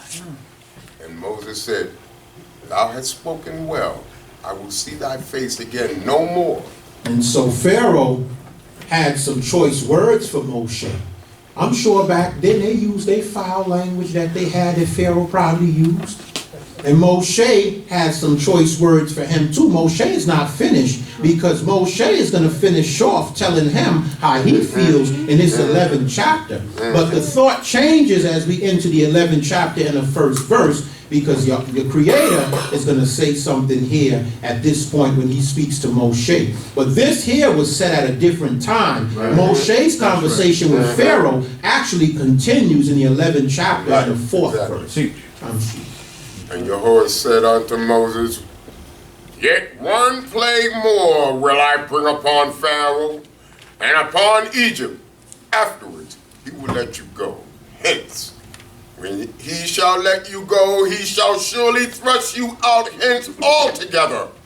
Speak now in the ears of the people, and let them ask every man of his neighbor, and every woman of her neighbor, jewels of silver and jewels of gold. And Jehovah gave the people favor in the sight of the Egyptians. Moreover, the man Moses was very great in the land of Egypt, in the sight of Pharaoh's servants, and in the sight of the people. And so the Creator told Moshe this as we were preparing before we left Egypt, and also before the death of the firstborn. This was one of the things that the Creator shared with Moses to tell the people, listen, when you leave this land, you're going to ask of the Egyptians jewels of silver and jewels of gold. They're going to be so anxious to put you out of this land that they'll give you anything that you ask for. And so be ready to ask for anything that you want and take all of your reparations. Right. That's basically what he told him. And also it mentioned that Moshe became famous in Egypt. By now, you better believe he was famous. Every time they saw Moshe come, something happened. So them Egyptians, they were at a point where when they saw Moses come, here he come again. Here's Moses. Get ready. Something's about to happen. Right. He's developed a reputation now in Egypt. And he's the one that's representing the Creator. Remember, the Creator said before sending him, you'll stand in my place. You're going to be like me before Pharaoh, a God before Pharaoh. And Aharon is going to be your spokesperson. And so here now, the Creator has used Moshe as a tool to represent him before the Egyptians and also for the nation of Israel at that time.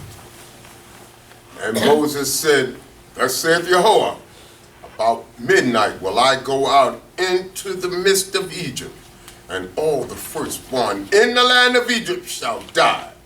From the firstborn of Pharaoh that sitteth upon his throne, even unto the firstborn of the maid servant that is behind the mill, and all the firstborn of This is cattle. Moshe now speaking to Pharaoh. This is the continuation of that conversation that Moshe, after Pharaoh gave Moshe his choice words, and as we ended the 10th chapter, this was Moshe's response to what Pharaoh said. And there shall be a great cry throughout all the land of Egypt, such as there hath been none like it, nor shall be like it any more.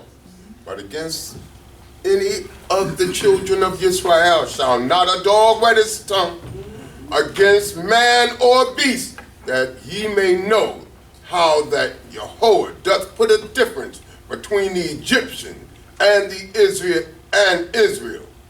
And all these thy servants shall come down unto me, and bow down unto me, saying, Get thee out, and all the people that follow thee, and after that I will go out. And he went out in hot anger. Now this is where that other portion comes in. Exactly. And Pharaoh said unto him, Get thee from me, take heed to thyself, see my face no more, for in the day that thou seest my face, thou shalt die. And Moses said, Thou hast spoken well. I will see thy face again no more. Yeah. And so he and Moses, they exchanged words. They had this final exchange in words, and Moshe stormed out of there. You know how you storm out and slam the door behind you when you upset? This was a slam door moment for Moshe when he went out of there. Because he was upset. And not only that, Moshe had enough. You have to realize what Ruach Moshe was in at this time. There was a conflict between the Creator and Pharaoh that continued here. And at first, Moshe, he didn't really want to be a part of this. He was comfortable where he was in Midian. He had a family. The Creator was using him as the tool and the instrument to bring our people out. And when Moshe first came, he didn't want to take on this responsibility. But as he went in there time and time again, there were things that he was noticing. And this was the hand of the Creator preparing him for this, because you can never take on a responsibility that's not in your heart of hearts to do. If someone asks you to take on a special responsibility, and this is something, a task that you have to take on as a lifetime task, you're going to enter it half-hearted. You're not going to be, your whole energy is not going to be in it. Especially if it's something that you really don't care to do. And so what the Creator did over time was had Moshe so involved in this process to where he started wanting to do this on his own. As he was going in there to put these plagues on Pharaoh, he would randomly pass by and see our people being mistreated. Things that he was seeing was making him more and more upset, angry, want to be a part of this cause even further. Now he comes, especially after that time when he went in and Pharaoh put more tasks on us to have us now have to fetch our own straw, provide everything, and execute the same amount of bricks. The people came out and gave Moshe a piece of his mind, and Moses went to Yah and said, yeah, from the time I came here, they've only gone through more and more hardship. How am I helping their cause and their situation? And the Creator had to tell him, this is going to be a process. This is not going to happen overnight. And I'm doing this because the world has to know of my greatness, and Pharaoh is going to be an example. And so Moses, time and time again, coming there, Pharaoh hardened his heart, giving Moshe choice words over and over again. This conflict, the two of them going back and forth, now it's become personal for Moshe. And now his heart is in it. So now when we leave Egypt, Moshe is going to feel like this is his responsibility to ensure that we make it to this land. Because he brought us out of here. Now he has to continue this job. This is how the Creator got him into it, to where now he wants to do this on his own, and he's not being forced to by Yah. So you don't see every minute Moshe backing out as he was in the beginning. When things happen, he's going and crying to the Creator and asking Yah for help, for guidance to help him through this process. He's not saying just quit, I don't want to do this anymore, like we do many times. As soon as we're faced with a challenge, I don't want this anymore, we leave, we're ready to go. we have to understand that sometimes life comes with challenges. And we have to be prepared to trust in Yah and trust in the process. Life is a process, and there are going to constantly, continually be challenges. And we have to know and understand that many times this is the hand of the Creator showing us that He's involved in our lives. He's the reason why we need help. If you and I were able to do everything on our own, when would we pray to the Creator? When would we ask Him for help? When would we give Him the glory due to His name? If we were able to do it all on our own. And so, the Creator has to show us that you and I cannot do it all on our own. We don't have all the answers. We need Him. And that very moment in time when we begin to think that it's all about us and that we're the ones making it all happen, that's when He put that situation in our lives to show us and prove us differently. Then we want to face the east and pray to Him. We can't find ourselves only praying when we need His help. Call upon Him all the time. Trust in the Creator all the time. Express to Him our gratitude all the time. And the fact that we're not the ones in control. We need Him. We love Him. We rely on Him. That way He'll know this is how we feel always. And so when that moment does come and you pray again for His help, this is nothing new because you come to Him all the time. And the Creator realizes that we are true servants of His. Like the Creator said, there are prophets, when they call His name, He was sending help before they even got the words out. Because they not only called on Him when they were in need, this is someone that the Creator was used to hearing their voice. How do you and I feel when we believe someone is a hypocrite? You only come to me when you need my help. We don't want to be the same in the eyes of this power that we serve. And Jehovah said unto Moses, Pharaoh will not hearken unto you, that my wonders may be multiplied in the land of Egypt. And Moses and Aaron did all these wonders before Pharaoh.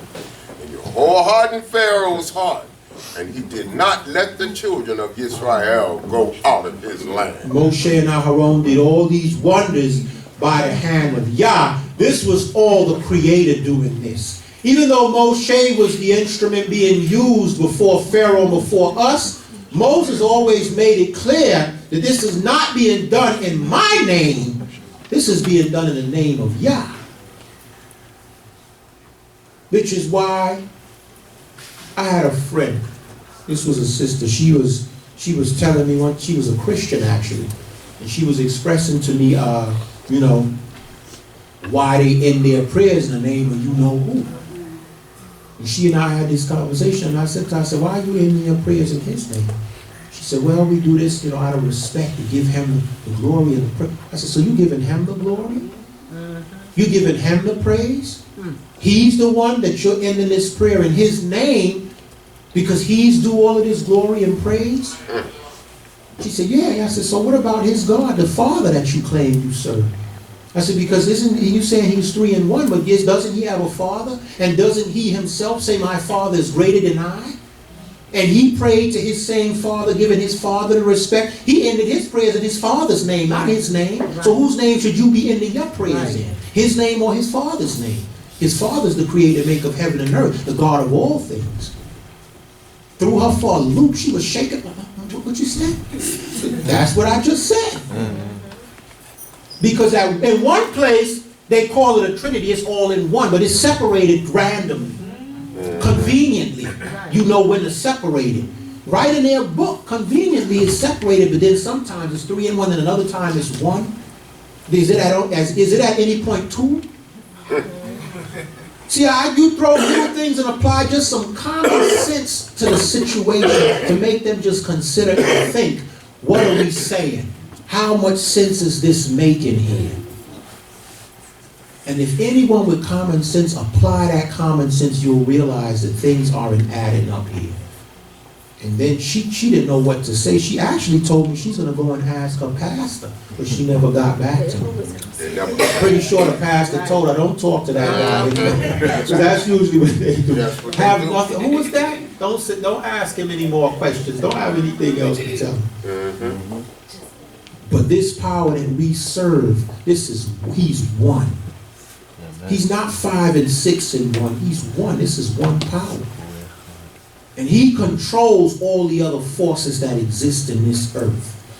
And this is the power by name Yahweh that we serve. And Yahweh spoke unto Moses and Aharon in the land of Egypt, saying, This month shall be unto you the beginning of months.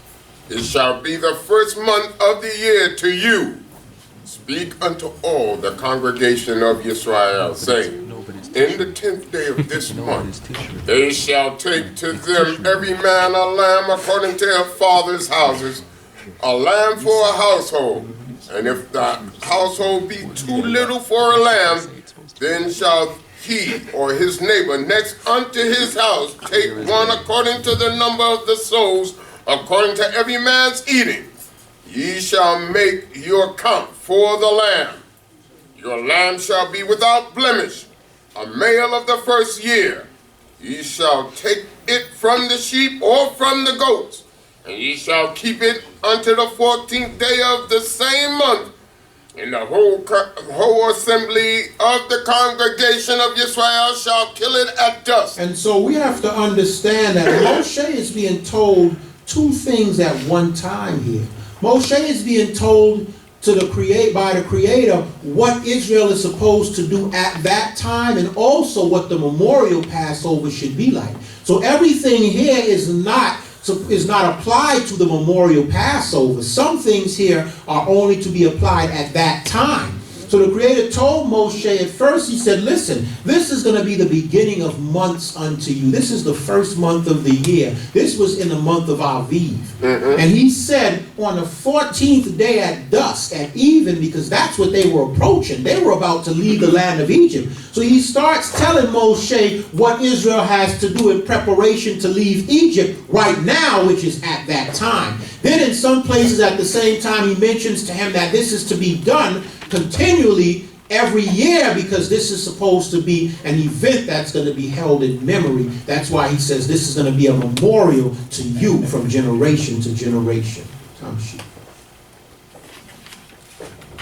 And they shall take of the blood and put it on the two side posts and on the lintel upon the houses wherein they shall eat it. This was to be done for that first Passover only, because we were preparing to leave the land of Egypt, and as you'll see, we had to put that blood on the lintels of our doorposts for a reason.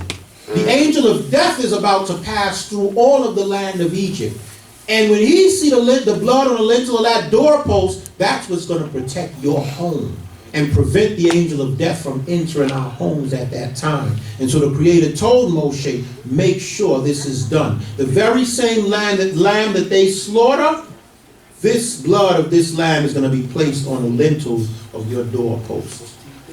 And they shall eat the flesh in that night, roast with fire, and unleavened bread with bitter herbs they shall eat it. That's how we're going to eat it, and for the memorial Passover as well. This part is to be applied for the memorial Passover also. And as you'll see, the law for the memorial Passover is written in Deuteronomy 16, 1 through 8. You can go through there and get more details as it relates to the memorial Passover and what we would do in this day and time, as opposed to what was done back then at that time for the first Passover. Eat not of it raw, nor sodden at all with water, but roast with fire its head, with its legs, and with the inwards thereof. And so we roasted the lamb that way because, remember, we're in a hurry. We don't have time to take this lamb and fancy it up like we like to do back then. You know how we do. Israel never just cook nothing fast. You got to get in there and season it right. You know, put that extra touch to it. And some of the old people back in the day, getting the stuffing and everything in there. Some people stuff that lamb too. Fix that up nice. The Creator said no. He had to let us know this is how you're going to have to prepare it. Imagine if you have to tell Israel how to prepare their meal. They needed to know we in a hurry. You don't have time to be taking your time and seasoning, and then you sit it. You know how some of us, we even have to sit it and let it soak for a while so those herbs can marinate in it. No marinating tonight. This is good. Clean, roast, that's it. So the Creator had to tell Moshe, to tell him this is how it needs to be prepared for this occasion. You don't have time, you're going to be in a hurry. And ye shall let nothing of it remain until the morning. But that which remaineth of it until the morning ye shall burn with fire. And thus shall ye eat it, with your loins girded, your shoes on your feet, and your staff in your hand. And ye shall eat it in haste. It is Jehovah's Passover. This was for the first Passover. Why we had to be prepared was because we were about to leave. At any time, we could have been given that signal. That preparation was all not just physical, but mental as well for us. You had to be amongst those who wanted to leave Egypt as well. Mm-hmm. You didn't want to leave. You wouldn't have been prepared. You would have been lollygagging, taking your time, just like Lot's wife was doing and Lot was doing when it was time when the angels kept telling them, get out of here, get out of here, get out of here. They weren't prepared mentally. They weren't, because even though the angels were telling them, we're going to destroy this place, and they knew destruction was coming, they saw all the signs mentally, they weren't prepared and they did not want to leave. And so when the angel was about to destroy the place, just because of Yah's mercy and considering Lot, he had those angels physically put their hands on them and take them, drag them out of there. Wow. Can you and I guarantee that the Creator is going to extend that mercy to us? To have someone drag you out because you're not mentally prepared? We need to be mentally prepared for this. Physically prepared in every aspect for this. Because at that time, our people, we had to have our staffs in our hands and be ready for whatever that signal was. Today, what is that signal? The signs in the earth. That's the signal. The signs in the earth. You have to see the signs. What is one of the first signs that you have to see? The actions and personality trait of whoever's in charge being similar to that of Pharaoh. Arrogance. Ignorant. Someone who doesn't care about other people. Has their own agenda at heart. You have to see and understand and know this was the personality of Pharaoh. He felt he was the God of the earth at that time. He didn't care what you said or thought, what his word goes. Does that remind you of anyone today? A similar situation today? You also had to see the signs that that land was being destroyed. Even Egyptians saw the signs and they were lined up with their staffs ready to leave with us because they realized there's nothing else left here for us. This place is a wasteland. That's why I mentioned a mixed multitude went out with us. Some of them left out with us because they realized there was nothing there left in Egypt for them. What are the signs and what are some of the things that we can see today that's allowing us to know that this is becoming a wasteland, that this place is destroyed? The food. That's one. They got all these new disease, coronavirus and all these new diseases coming in this earth, coming around, coming in these. And guess where these diseases tend to, guess what countries they tend to move faster through? These more developed countries. These countries that are considered to be quote-unquote superpowers. You think it's by chance that the Creator have them as those that are first on the agenda? The Most High know what He's doing. And you and I have to see His hand in this earth and be in tune with it. How do you remain in tune with the Creator and His hand in this earth? You stay connected to Him. You become His best friend. You and I develop a relationship and a rapport with Him. That way, whatever He does, He make us aware of it. Will you make Someone who's not your best friend aware of your plans? No. You don't care to tell them your business because you don't know them like that, right or wrong. That's the first thing we say. I don't know you like that. Well, guess what? The Creator don't know you like that. He don't know us like that if we don't befriend him. If we don't make him a part of our everyday lives. And this is where we are today. This is how we see ourselves today in this modern day Egypt, preparing ourselves and understanding how to compare what was done there to what's being done here today, and the signs that we need to look for in the Pharaoh of today. And whether or not wherever we live is set out for destruction. And it's just so amazing how we could think and see and read in this Tanakh that the Creator would destroy a whole city, Sodom and Gomorrah, because of the behavior of some people there, and would tolerate it today. Would make it legal today. Something that we could just walk every day and say, it's okay. They normal people. What makes it tolerated by the Creator now when it wasn't at that time? Understand and see the signs in the earth and know that there are things that are happening that the Creator is not going to tolerate. And you and I have to be prepared to see his hand and know when he's telling us it is time for us to make the next move and take the next steps. For I will go through the land of Egypt in that night, and will smite all the firstborn in the land of Egypt, both man and beast. And against all the gods of Egypt I will execute judgments. I am Jehovah. All along, he was executing judgment upon the gods of Egypt. You want to compare that to me? I'm going to prove that that cannot be likened to me. Now I'm going to bring destruction on it. The sun, the Egyptians worshiped the sun. Black that sun out for 3 days. You can't go out and worship this. 3 days, I'll shut it down on you. Now you know that this is no God. I bet you after that they realized, wow, 3 days? You knocked our deity out for 3 days. Now who you going to worship? You believe this is me? This is God? I'll destroy that too. And it goes for us today.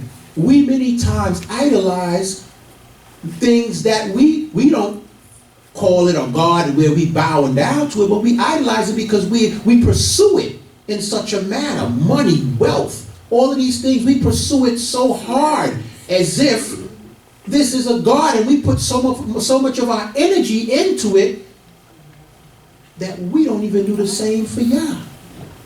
We don't even pursue the Creator the way we pursue some things in life. We don't make these Yah our life the way we make these things our lives. And this is what the Creator's watching. Every day he see it and he know this. And if you and I believe that at any point tomorrow all of a sudden you and I are just going to change and expect the Creator to change and accept us, it's not going to happen. We have to see the signs as well. There are other signs that we have to look at throughout our history. Throughout our history, the hand of Yah and what was required of him. What was required for us. The Creator looked and he said, listen, this is what I require of you, and you'll see me give you this in return. Look at how consistent the Creator has been. And whenever we went astray, what brought about a punishment on us? We have this whole book, so much history to read and learn from.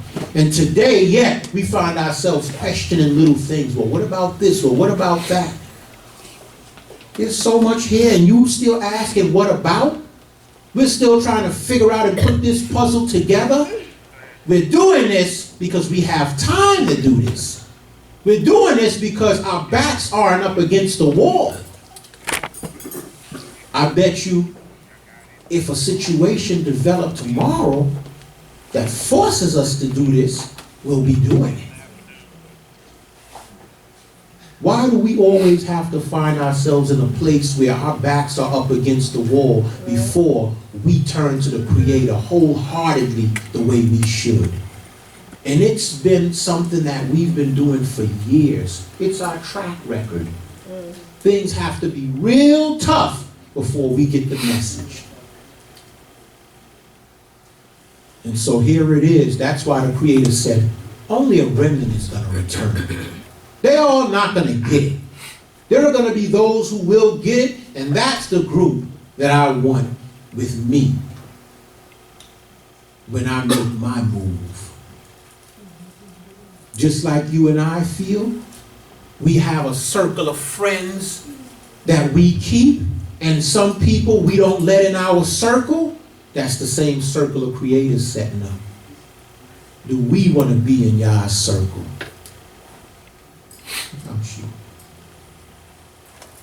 And the blood shall be to you for a token upon the house where ye are. And when I see the blood, I will pass over you. And there shall no plague be upon you to destroy you when I smite the land of Egypt.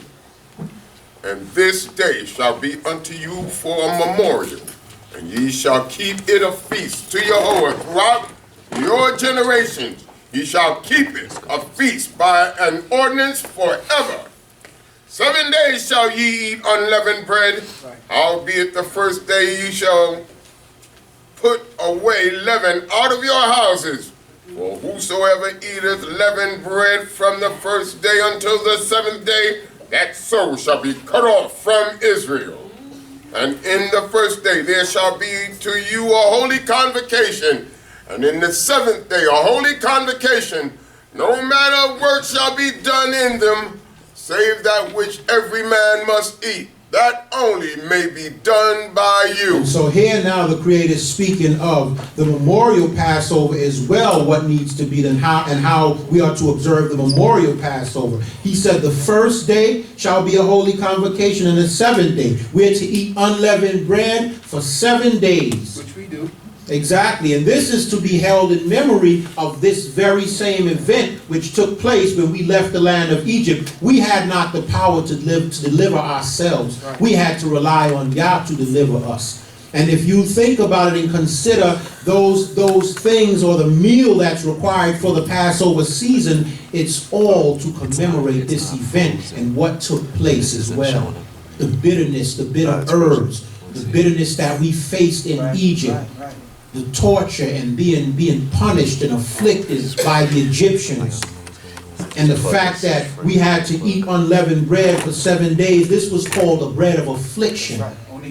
Exactly, because when we ate this bread, we didn't even have time to let it rise. We had to leave in such a haste, just as we didn't have the power to rise up against our enemy. The Creator had to be there and stand up for us. And so it mentions here for the memorial Passover, 7 days we're to feast on unleavened bread. The first day is going to be a Shabbat, and the 7th day is going to be a Shabbat. It mentions that on the Shabbatot, the first and the 7th day, the only work that's to be done is work related to preparation for the meals that we would eat on the holy day.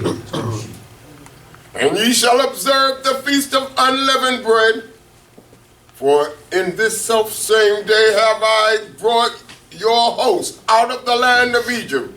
Therefore shall ye observe this day throughout your generations by an ordinance forever. In the first month, on the 14th day of the month at even, ye shall eat unleavened bread until the 21st day of the month at even. 7 days shall there be no leaven found in your houses. For whosoever eateth that which is leavened, that soul shall be cut off from the congregation of Israel, whether he be a sojourner or one that is home, that is born in the land. Ye shall eat nothing leavened.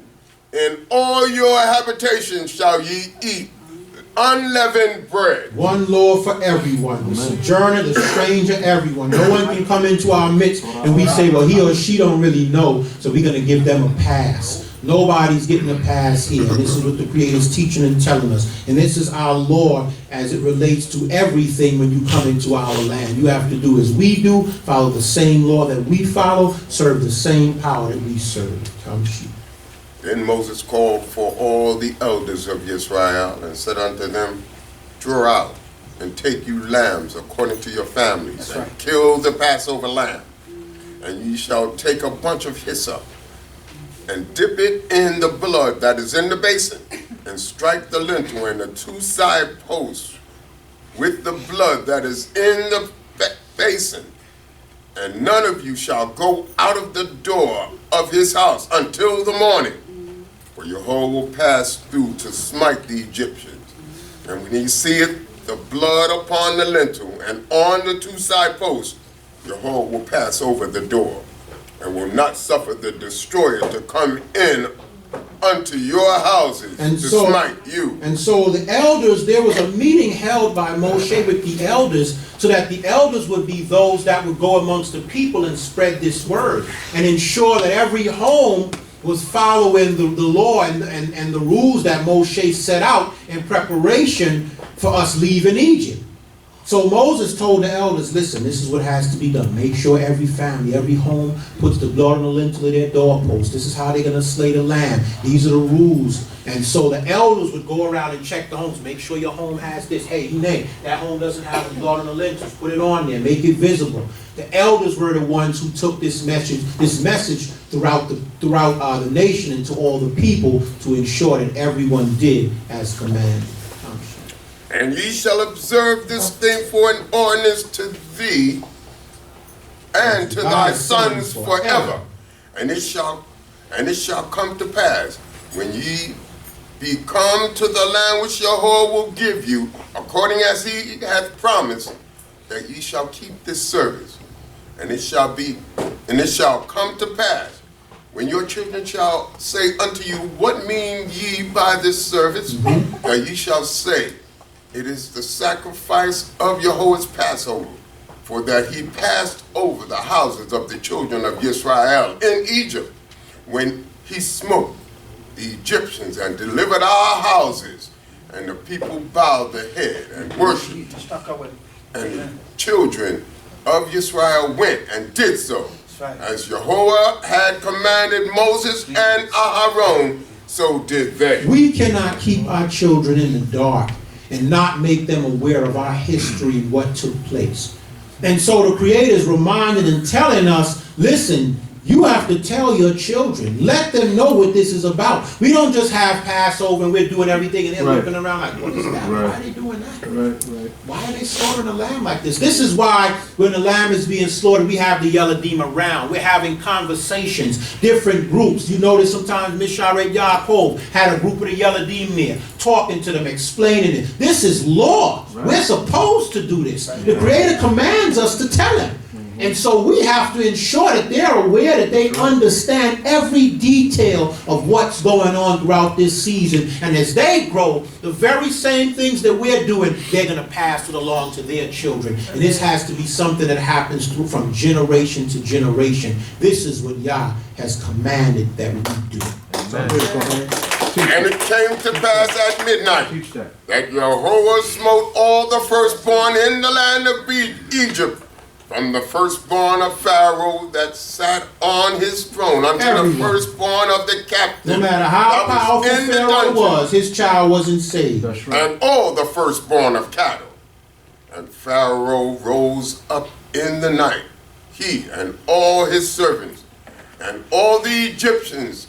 And there was a great cry in Egypt, for there was not a house where there was not one dead.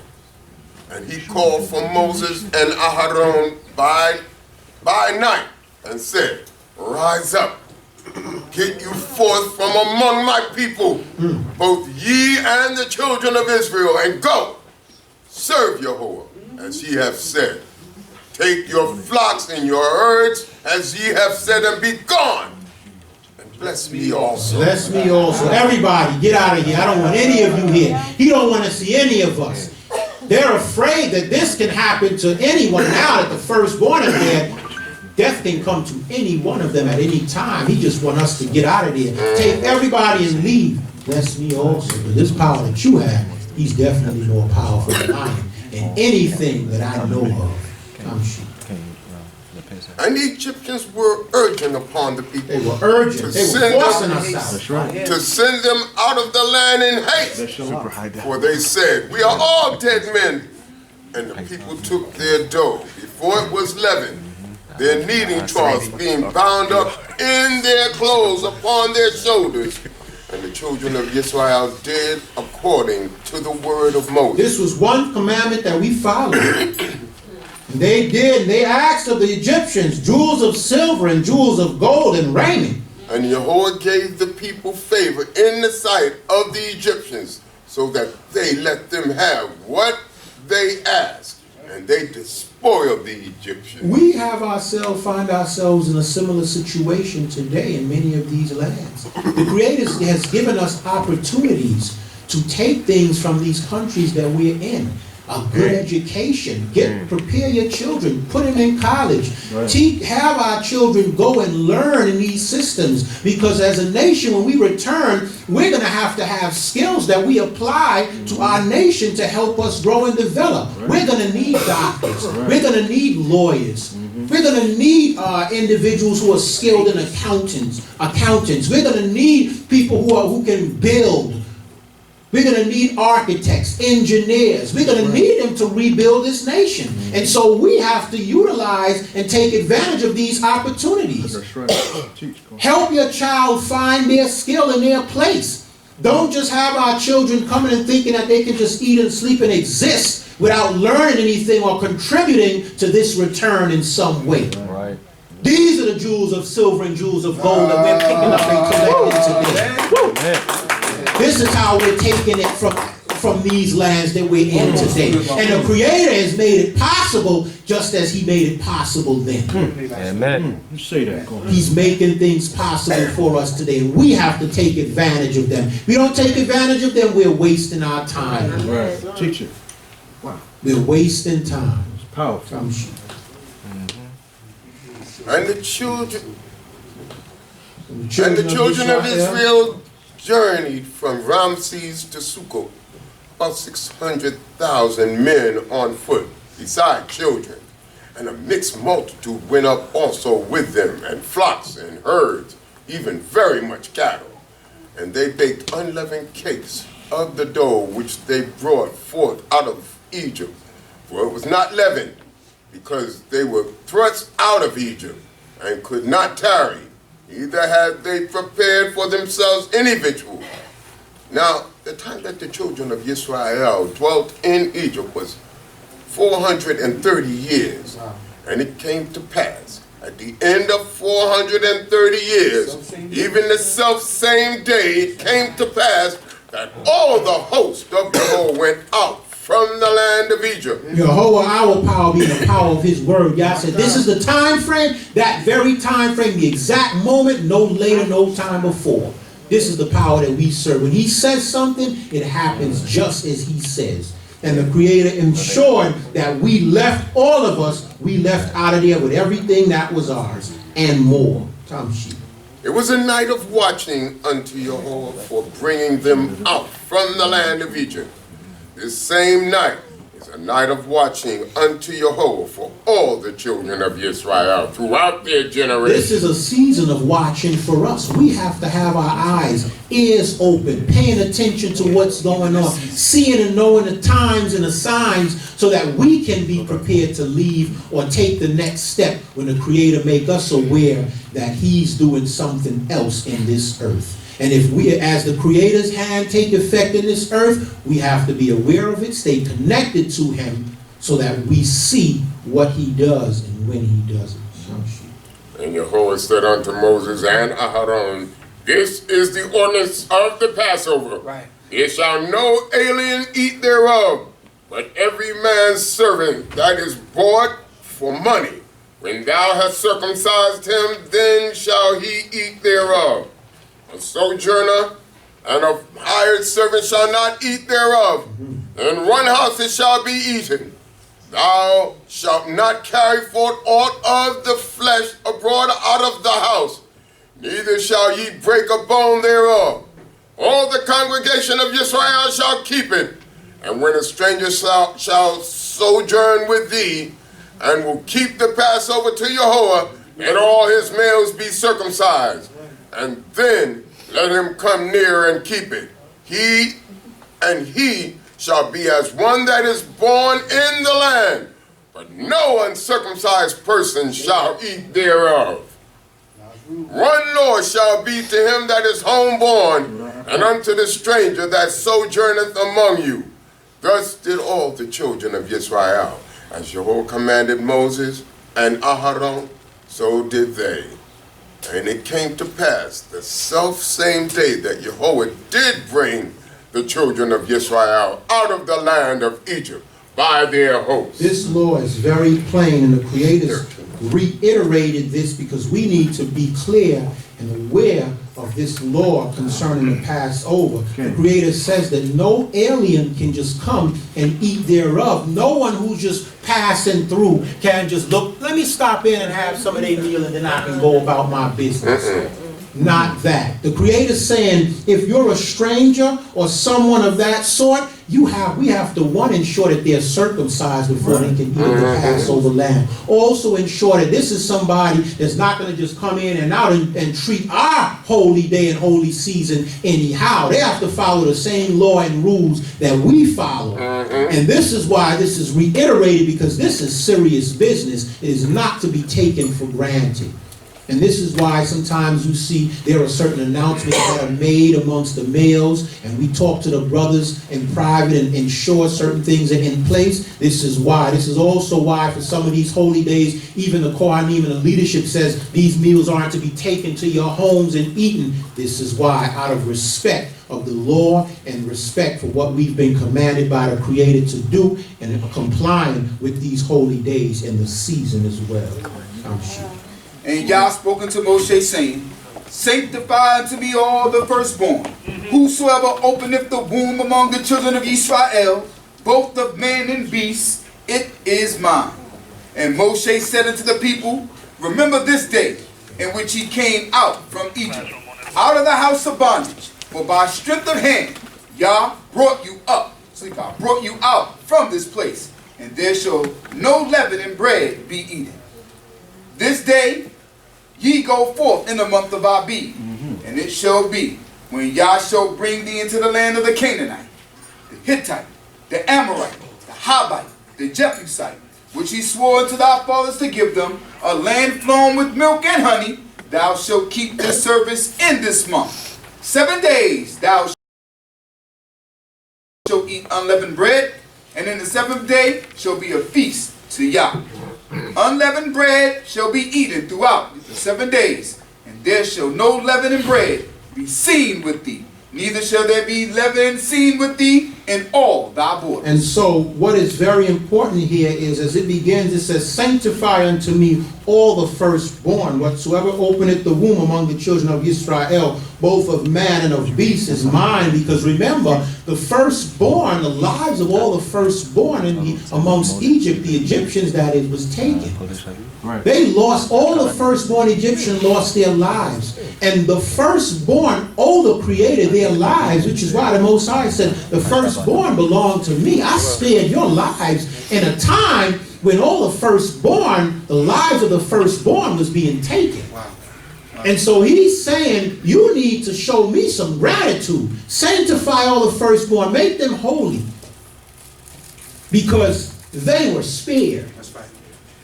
Then he mentions about the Passover in the month of Aviv. We're to comply or follow the law of the Passover on the 14th day, observe this holy day, because this is when his holy season comes in. Cohen mentioned to me also, this is a time when we need to also be mindful and not inviting friends during this holy season, because you don't know what that friend or how that person is as they come for this holy season. And this is a holy season that has certain requirements. And so you don't want to just invite anyone during this time without making them aware, especially if they don't understand our law, this law and our culture. It's different if they've been coming for a while and then you teach them and you explain certain things to them. Now you can make them aware of the rules and regulations that are to be applied during this season. But someone out of nowhere who you just want to say, well, here, you can come for a meal. You don't want to do it during this season and this time. And thou shalt tell thy son in that day, saying, it is because of that which Yah did for me when I came forth out of Mizraim. And it shall be for a sign unto thee upon thy hand, and for a memorial between thine eyes, that the law of Yah may be in thy mouth. For with a strong hand hath Yah brought thee out of Mizraim. Thou shalt therefore keep this ordinance and this season from year to year. So this is what we're going to make sure we tell our children and our sons at that time. The 9th verse is key because it says in one place it says that the law of Yahweh may be in thy mouth. This law is not our law. This law is coming from Yah. There is a concept now that's taught and applied in the kingdom. They use the word, the concept Torah ben Ami. And this is something that we do not apply in our culture and in our thoughts. The law is the law of Yah, not any man. And it's a challenge that the saints are dealing with in the land of Israel and in many of the kingdom, the places where the saints are, because they're trying to now make a separation and phase the saints out of that thought and that mindset of applying the teachings of Abba Ben Ami and using them as law as opposed to just good and positive thoughts and concepts. Right. You have to make a separation between the law of Yah